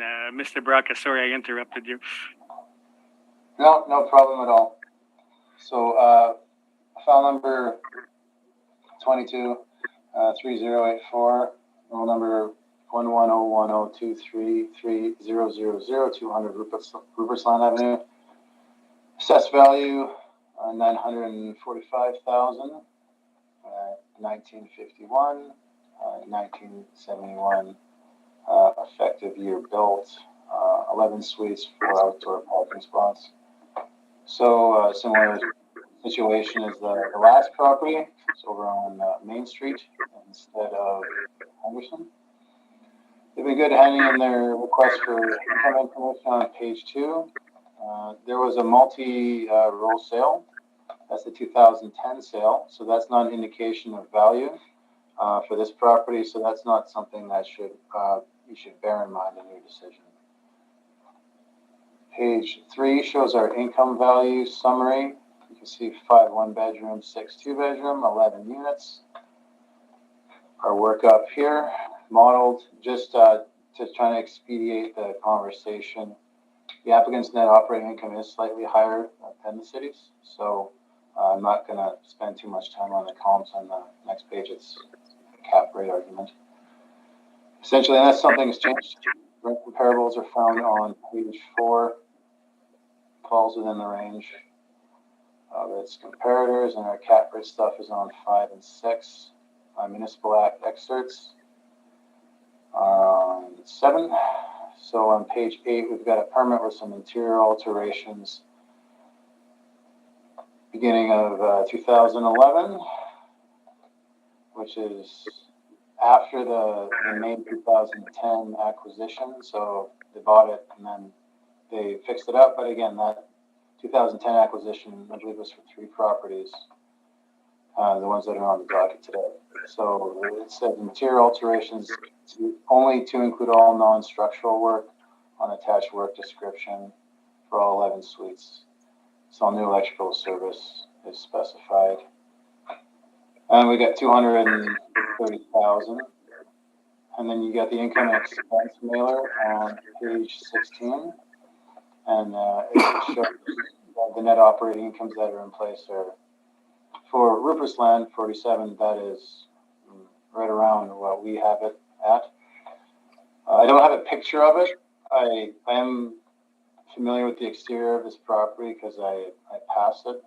I passed it this morning on the way to work. It looks like it's been repainted and the windows have been replaced. It's like it's being taken care of, and we got a permit here for 230,000 in 2011. So it's not like they're letting it just go.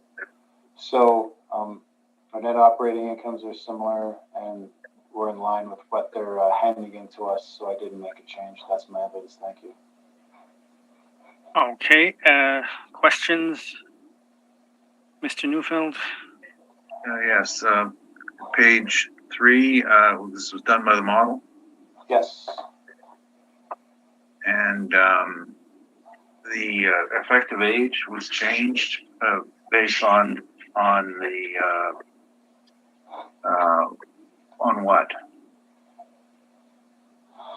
Well, there was a permit taken out in 2011 where they did $230,000 worth of work.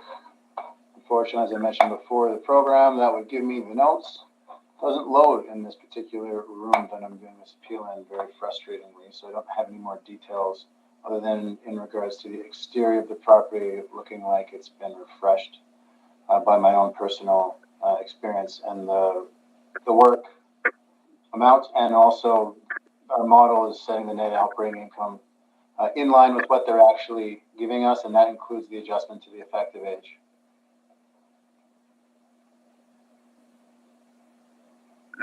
You mentioned the multi-role sale. So the page 9, those are the 3 properties that were all sold together then?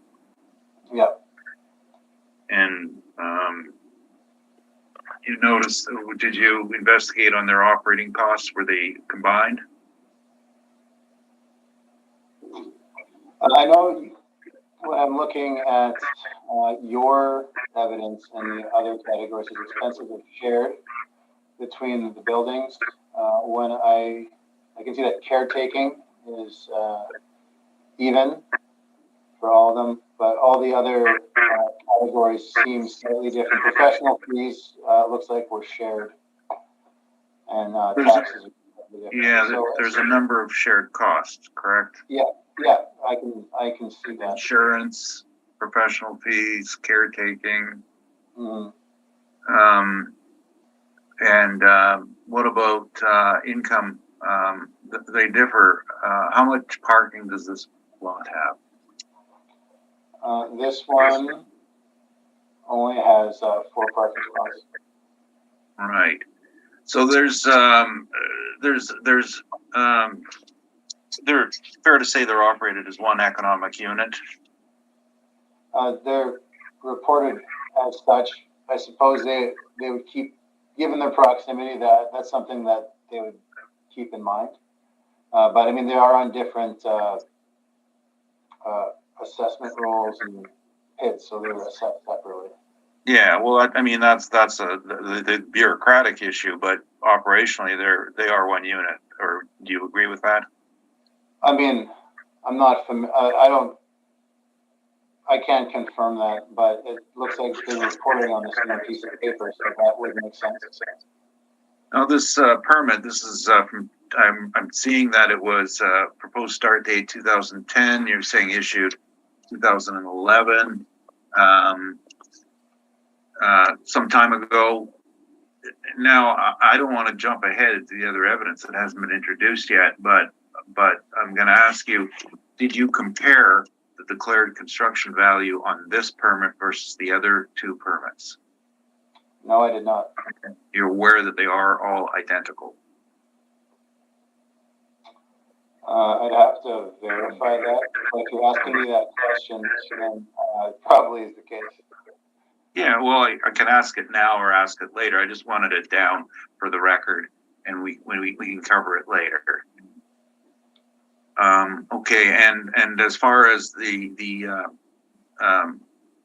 income goes, I guess you're at I guess 46,000, and we're actually showing a higher income with different caps. So in this case, the actual is fairly close to the model. Is this just a coincidence, or I don't know? Well, I mean, we get the income mailers. I started asking the question without looking at the answer first, so disregard. Now, but the outside of it, you mentioned that there was some envelope work done. How about frame, foundation? Anything else that was done? I don't have any indication that a foundation has been redone, where they started replacing the studs in there. The outside looks maintained. It's been repainted. The windows have been replaced. It looks like in good condition. Well, in matter of fact, the permit just says interior alterations, non-structural, new electrical service. That's the extent of it. So how does that change the age of a building? Well, interior alteration, even though I don't have pictures or access to notes right now, if they redid, like when you look at Henderson, if they redid the kitchens, the bathrooms, the fixtures, countertops, common areas, then that would warrant an effective age change. Extending the life of the property if otherwise compared otherwise to a building that was just left as is. Well, that was my question. How does that possibly extend the life of it? Those are replaceable items, the interior decoration, the interior alterations. And they've got to be redone every 10 to 20 years anyway, don't they? They don't have to be redone every 10 to 20 years now. I don't agree with that. From your and what would this be based on? I'm just wondering, what have you managed, studied, appraised these buildings? Well, I mean, that's my opinion. I see buildings all the time with interiors that are older than 10 years old. If you take two buildings that are identical, the building that has the interior redone is going to have a longer economic feasibility than a building that hasn't. Those are my questions. Thanks. All right. Richard, any questions of the assessor?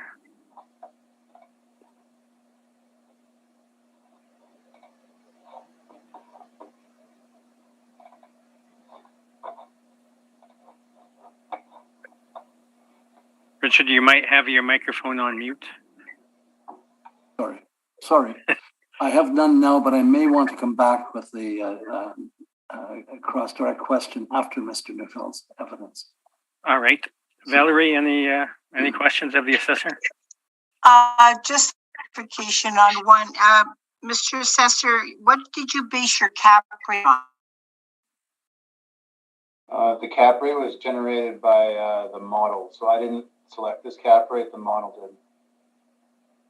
Okay, thank you.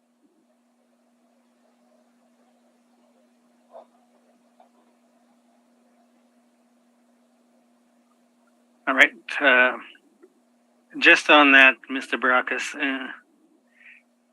the model seems to weight the size of the property fairly heavily. In this case, it's generating a relatively low cap rate, based presumably because it's 11 units.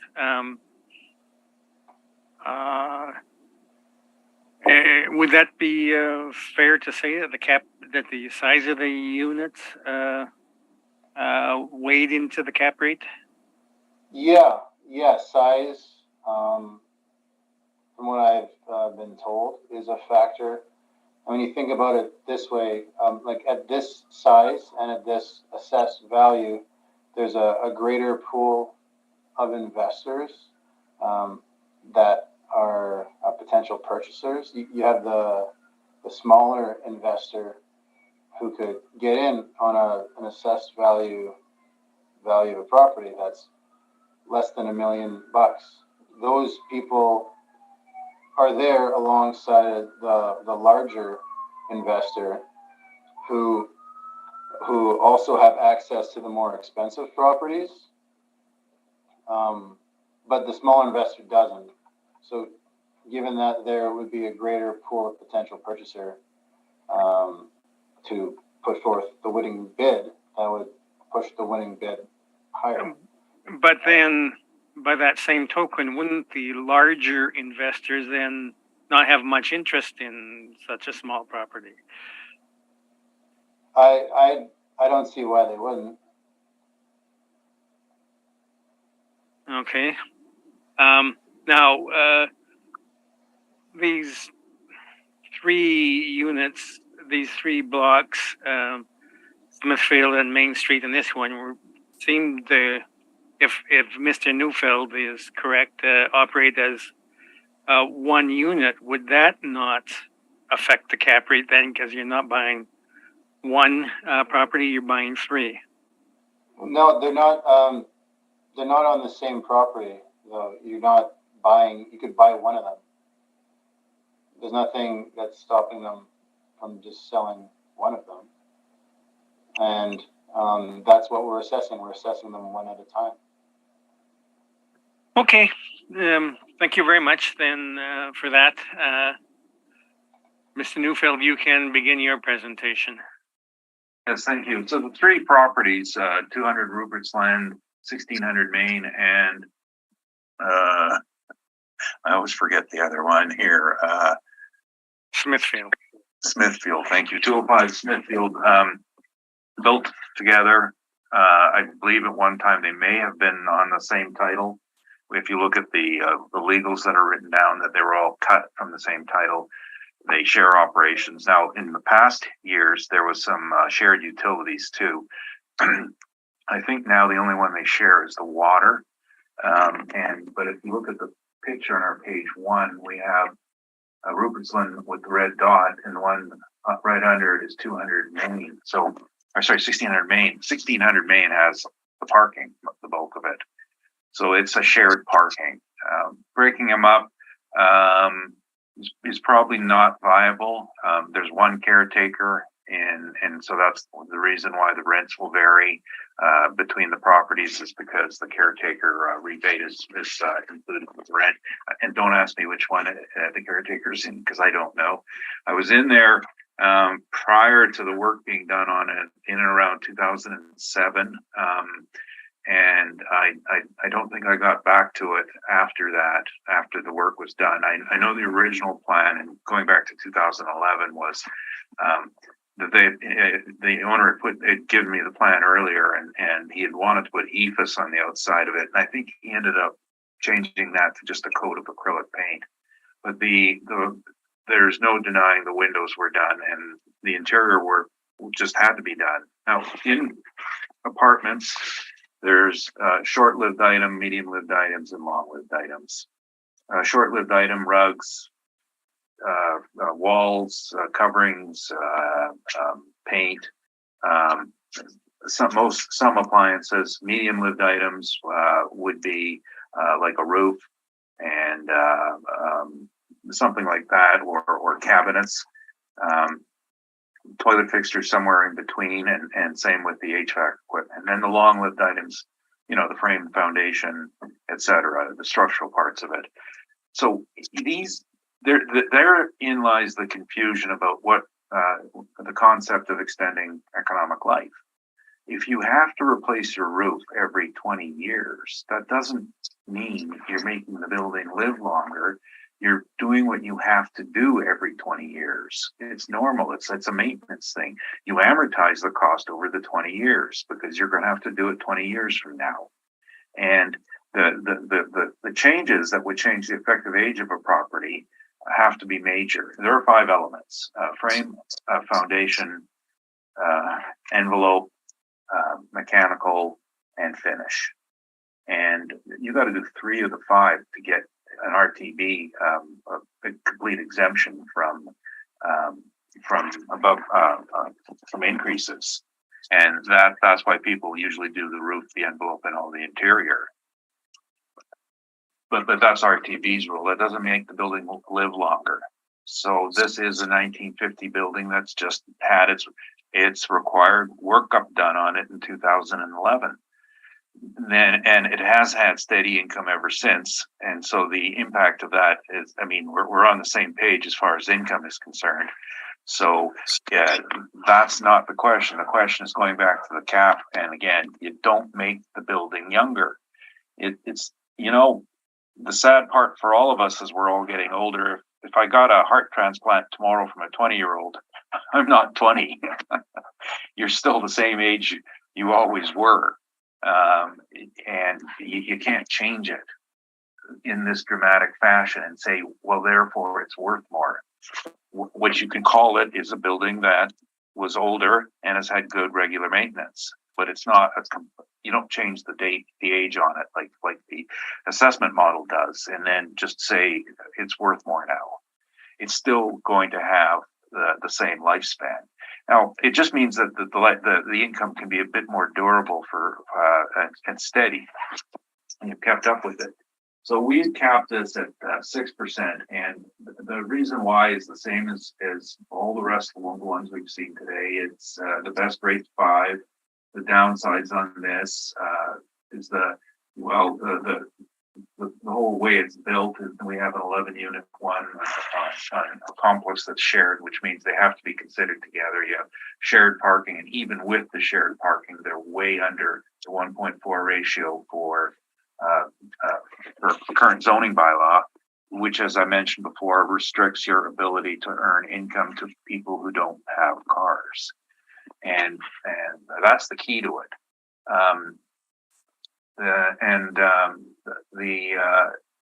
This is the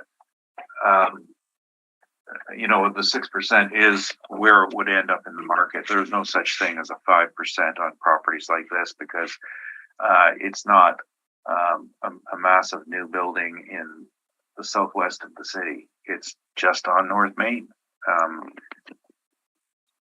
I think that's really pretty much sums it up. It's a cap rate difference. All right, questions, Mr. Brackus? Yes. On page 2, I know you mentioned income durability. Under year built, you have 1950, and condition you have 8.5. Given that we can agree that they've had some work done to strengthen their income durability, do you not feel that 6% cap is that high? Well, when you say that, I would look at this and say, yeah, it's probably a better condition. Quality doesn't change, right? Quality is what you are. I think the condition was improved. So you note that this calculation was 6.17, and we're using 6%. So I think that would be I think that factor you brought up was looked after. The fact that they're ahead of the curve on deferred maintenance instead of behind the curve on deferred maintenance. Like the last building we looked at is behind the curve. This one is is on the curve. That's the best way I could think of illustrating it. And then just in regards to the parking count, I note that there's on that same page 2, there's a bus stop actually, like right there. Could this not be, the proximity to the bus not be seen as an offset in regards to, and perhaps an attractive attribute rather, for people who don't own cars, that their mode of transportation is just outside the door? Well, at the risk of sounding anywhere remotely snobbish, which I'm not, I'm trying to say that people who take the bus can't afford to pay big rents. So you have a downward pressure on what rent you can actually collect. Everybody's still working with the old rule of thumb, 40% of your income to occupancy, and lower incomes means lower rents. And when you reach a certain socioeconomic class where the people earn a lot of money, that model goes out the window. But the economics of it are, it's downward pressure on the rent. You can't say, I think I would like to renovate this and, maybe make 2 units into 1 and triple the rents and get more expensive people can afraid to pay more. No, I mean, there's no upside here. That's the issue. And that's a negative pressure on the cap. And these aren't, life or death issues. It's just, this is what it is. All right, those are my questions. Thank you. Okay, Valerie, any questions? Not at this time. Thank you. Richard, any questions? No, I'm fine. Thanks. Okay, I've got one question on a statement you made, Mr. Neufeld. You indicated that the renovations made the income more durable. Doesn't that go to cap rate? I mean, isn't cap rate a reflection of risk? Yeah, and what it would do is it would lead to a more stable income. And if you look the way we judge the income stability, we put a 10 on it, 10 out of 10. So we did take that into account. It's one of 23 factors impacting. And I agree that it does, and I think we've taken it into account. All right, thank you for that. Then we will move on to the. Can I make one summation. Okay. I wouldn't want to. I wouldn't want to live next to a bus stop. Well, that's not a summation, but all right. We'll go on to 205 Smithfield. And what I will propose to do, since the 1600 Main seems to be part of this package, we'll deal with 1600 Main as the next property instead of the last. So Okay. let's deal with file 223085, 205 Smithfield Avenue. Okay, thank you. One moment, just let me streamline. Okay, so for this property, it's one of these sister properties. So I'll make this as succinct as I can. I'll start reading in. File number 22-3085, roll number 11010229000 Smithfield, 1950-1971, just like the last property. It is, I believe it's just north of the last property. 11 suites, page 2. See all their subject sale history, request for income information, income value summary as well. All model parameters 969. Rent comparables are the same on page 4. Cap rate stuff is as described. 205 Smithfield here. You can see they have a permit 2010. 230-565. I believe that comment was asked by the applicant in regards to the declared construction value. So, if not exactly the same, very similar. It is attributed to 205 Smithfield though. And the description of the work is the same as the last property as well, including the mailer. It's a cap rate issue unless something's changed. So I asked that my comments and questions from last go around be applied to this one. That's my evidence. Thank you. Okay. Questions, Mr. Neufeld? Yeah. Yes. You said it's not exactly the same. I'm looking at it. They're all 230565, aren't they? Oh, I said if it's not exactly the same, then it's very close. They didn't have it. I closed it, so I'm not saying that it's not exactly the same. Oh, okay, all right. I was just trying to make a point there, and I'm looking 230565 on all three of them. Okay. And with respect to, there's. Let me just get back to page 1 then of Smith. Yeah, we're on Smithfield, right? Okay. So it's the same questions, same answers, I guess, for everything, and it's just you're right, it's a cap rate discussion. So I can't think of anything more to add. Okay, Rocky's at a loss for words. All right, questions, Richard? I'm the same. Thank you. Okay, Valerie, questions? None, thank you. All right. I guess just one question. Your model generates the same income because of the same number of units, I guess. Why does it generate a different expense rate?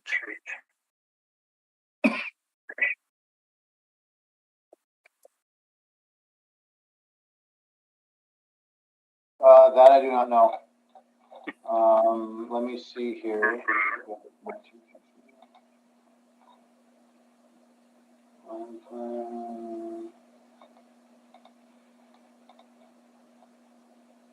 I don't have an answer for that. That's a good question.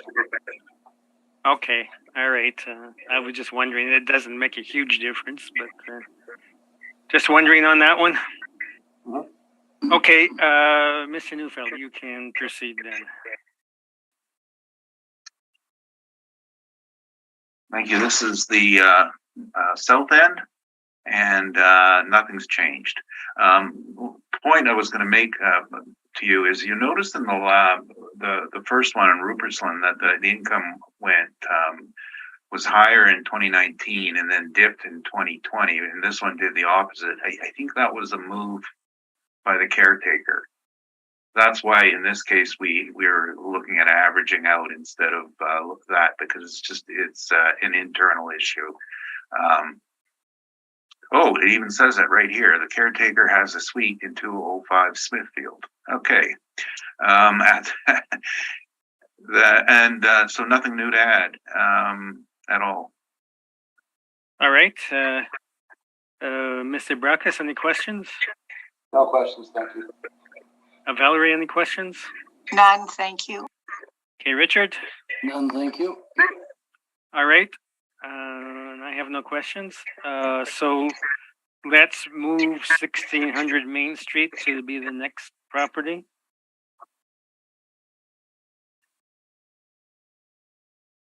To deal with them in one get-go, since they're similar.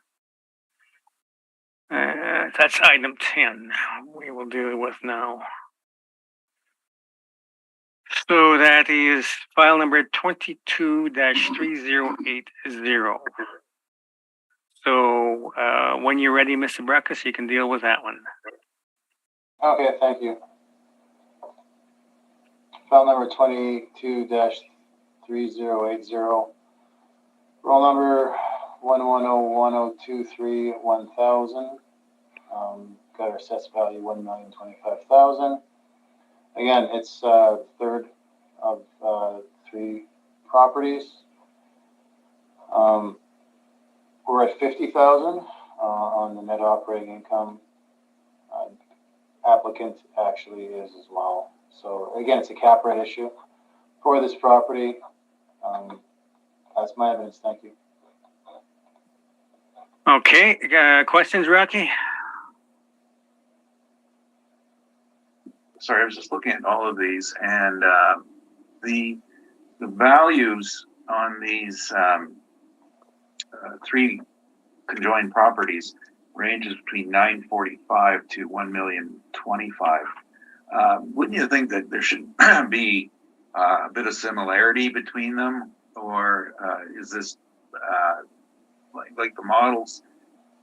We've got 11 units valued by the model, same location, same parameters, and all sorts of different numbers coming out. And why wouldn't it be?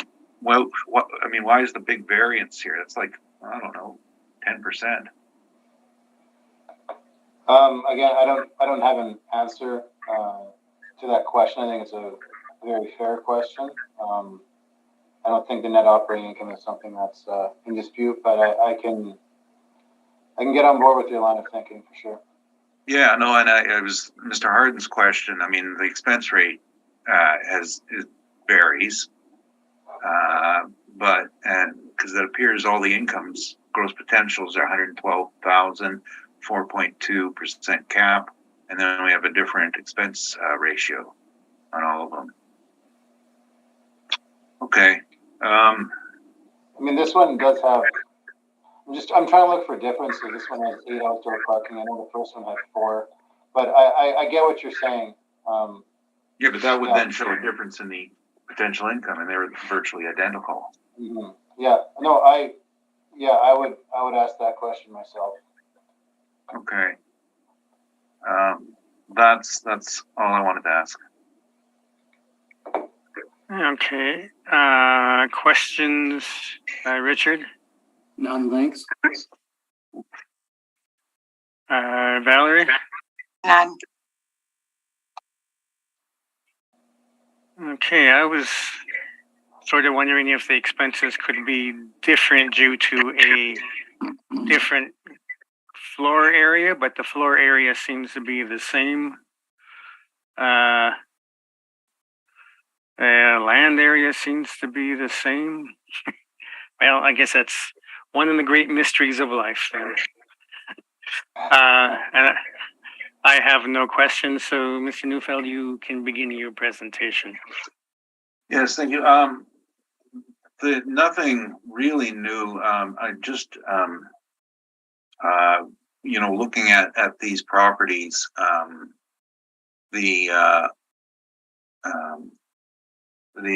variance between them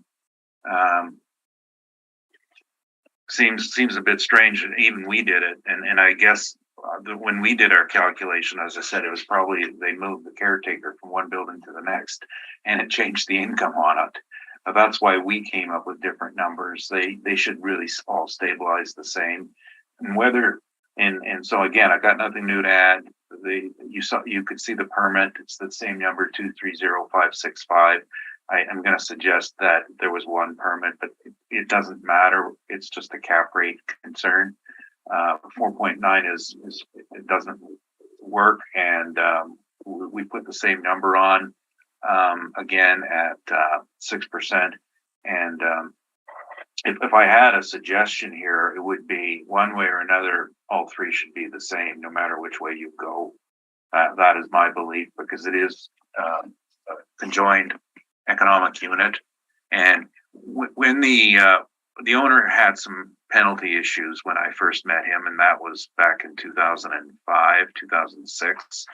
And the problem with this is that we've had penalty requests on this, 4 or 5 times, because I said, no, you can't do this. You can't just guess.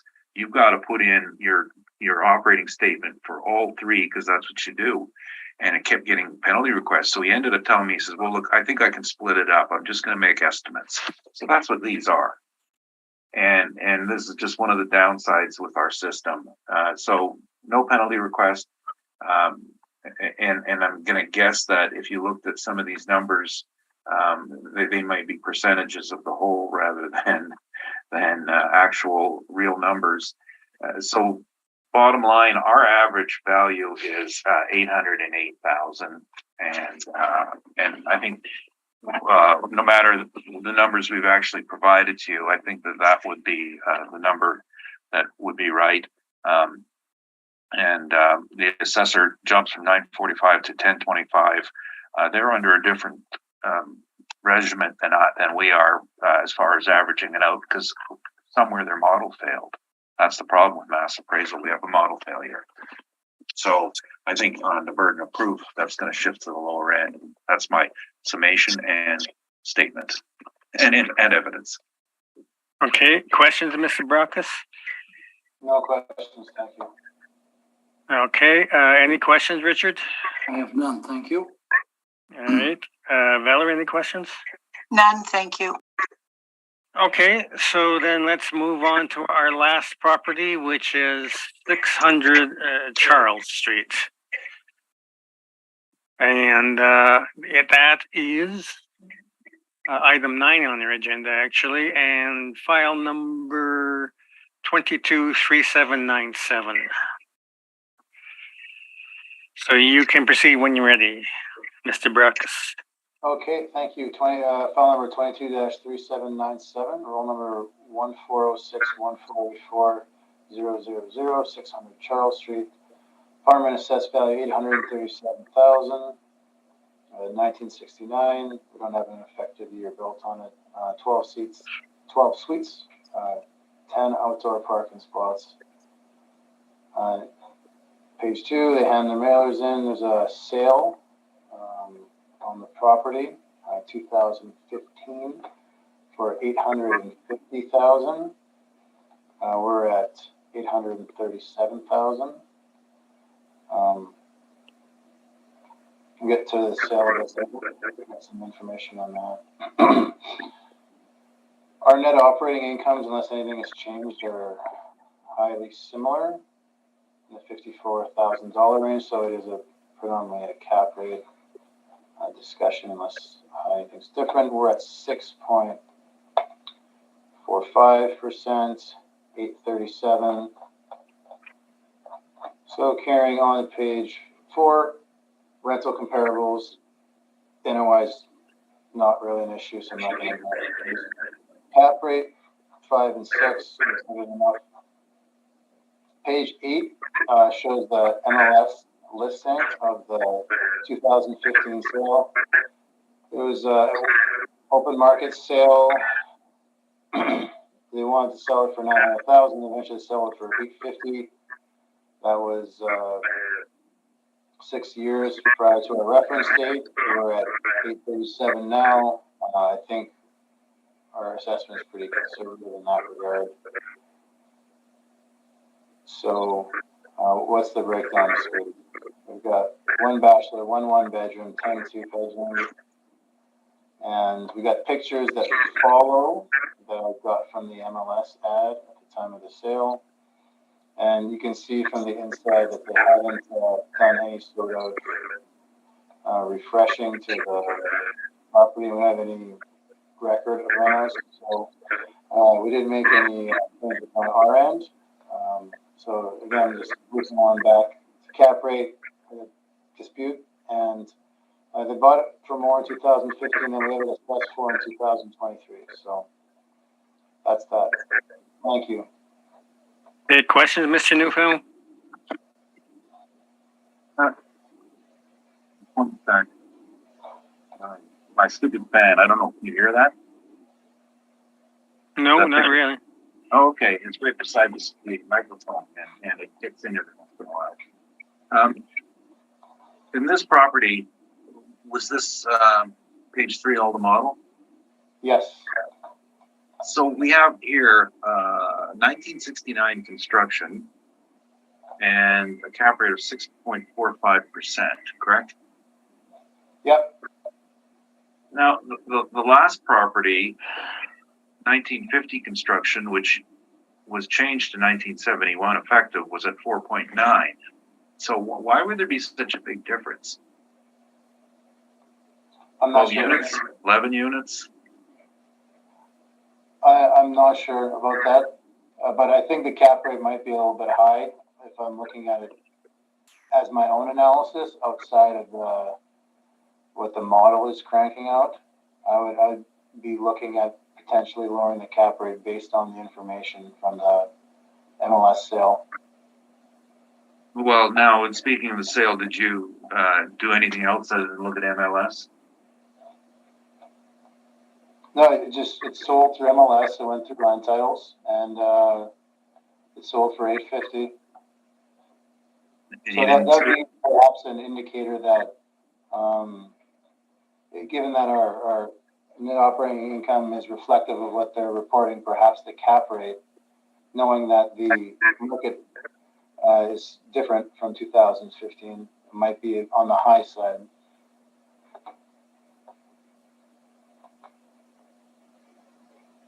But the model did this, and Yeah. I was asking questions about the model. So Yeah. if you think the model erred in this one, did it err in the other ones? Well, it's a modeled valuation. I don't see the other ones being so out of line, whereas this one has direct sales evidence saying that we could be, if we're off in the cap rates too high direction. Those are my questions. Okay, Valerie, any questions? Okay, back to based on the cap rate, you're saying it's too high. What would your suggestion be then on this property? Well, I mean, in order to go for an increase, that's actually something I'd have to put into writing and submit prior, I think a week or two prior to this hearing. So I'm not suggesting that there should be an increase on this property. But just looking at the sale price, this is just an indicator that, perhaps the modeled cap rate is too high.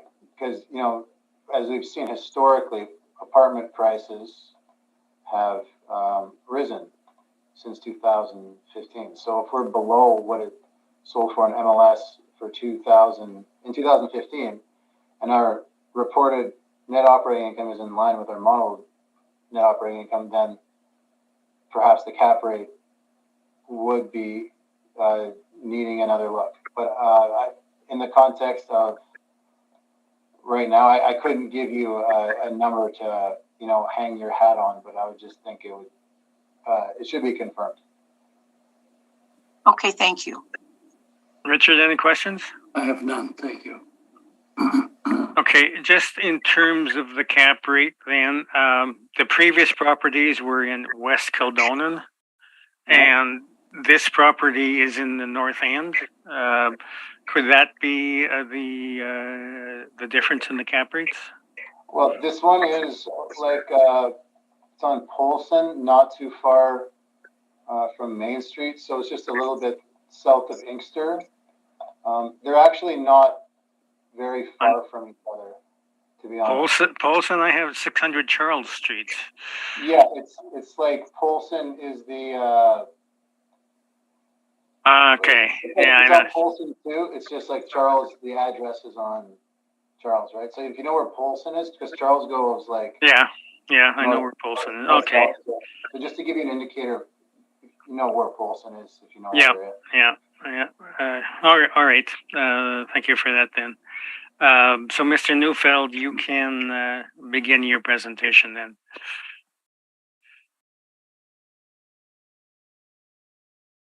I lost my thing again. Oh, here we are. Okay, yes, I'm on. Yeah, it's. I'm just looking at it. It's like 5-6 blocks from 1600 Main, but we don't really have a major difference. I think we're close to the same NOI, and I'm going to watch what I say here because I have to be careful about my professional accreditation. I am an appraiser, and with total designation of AACI.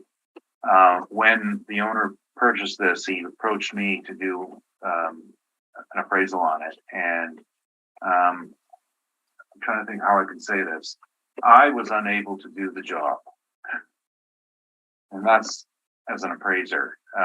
As a consulting person doing the tax appeal, I knew that the income never existed to justify the sale, and there was some two sets of the numbers that he was given were not the same ones in the statement. It couldn't hit the number at all. So I just because I personally investigated it, the sale don't count for anything. And the issue we have is just it'd be a slightly higher cap than the other ones because it's always run a really, really high expense ratio historically, which goes to the income stability. That is the main issue on it that would indicate a higher cap rate. Anyway, not a big issue here. That's my presentation. All right, questions, Mr. Brockus? Just when you said you were doing it on the property back to the sale, did you inspect the property at that time?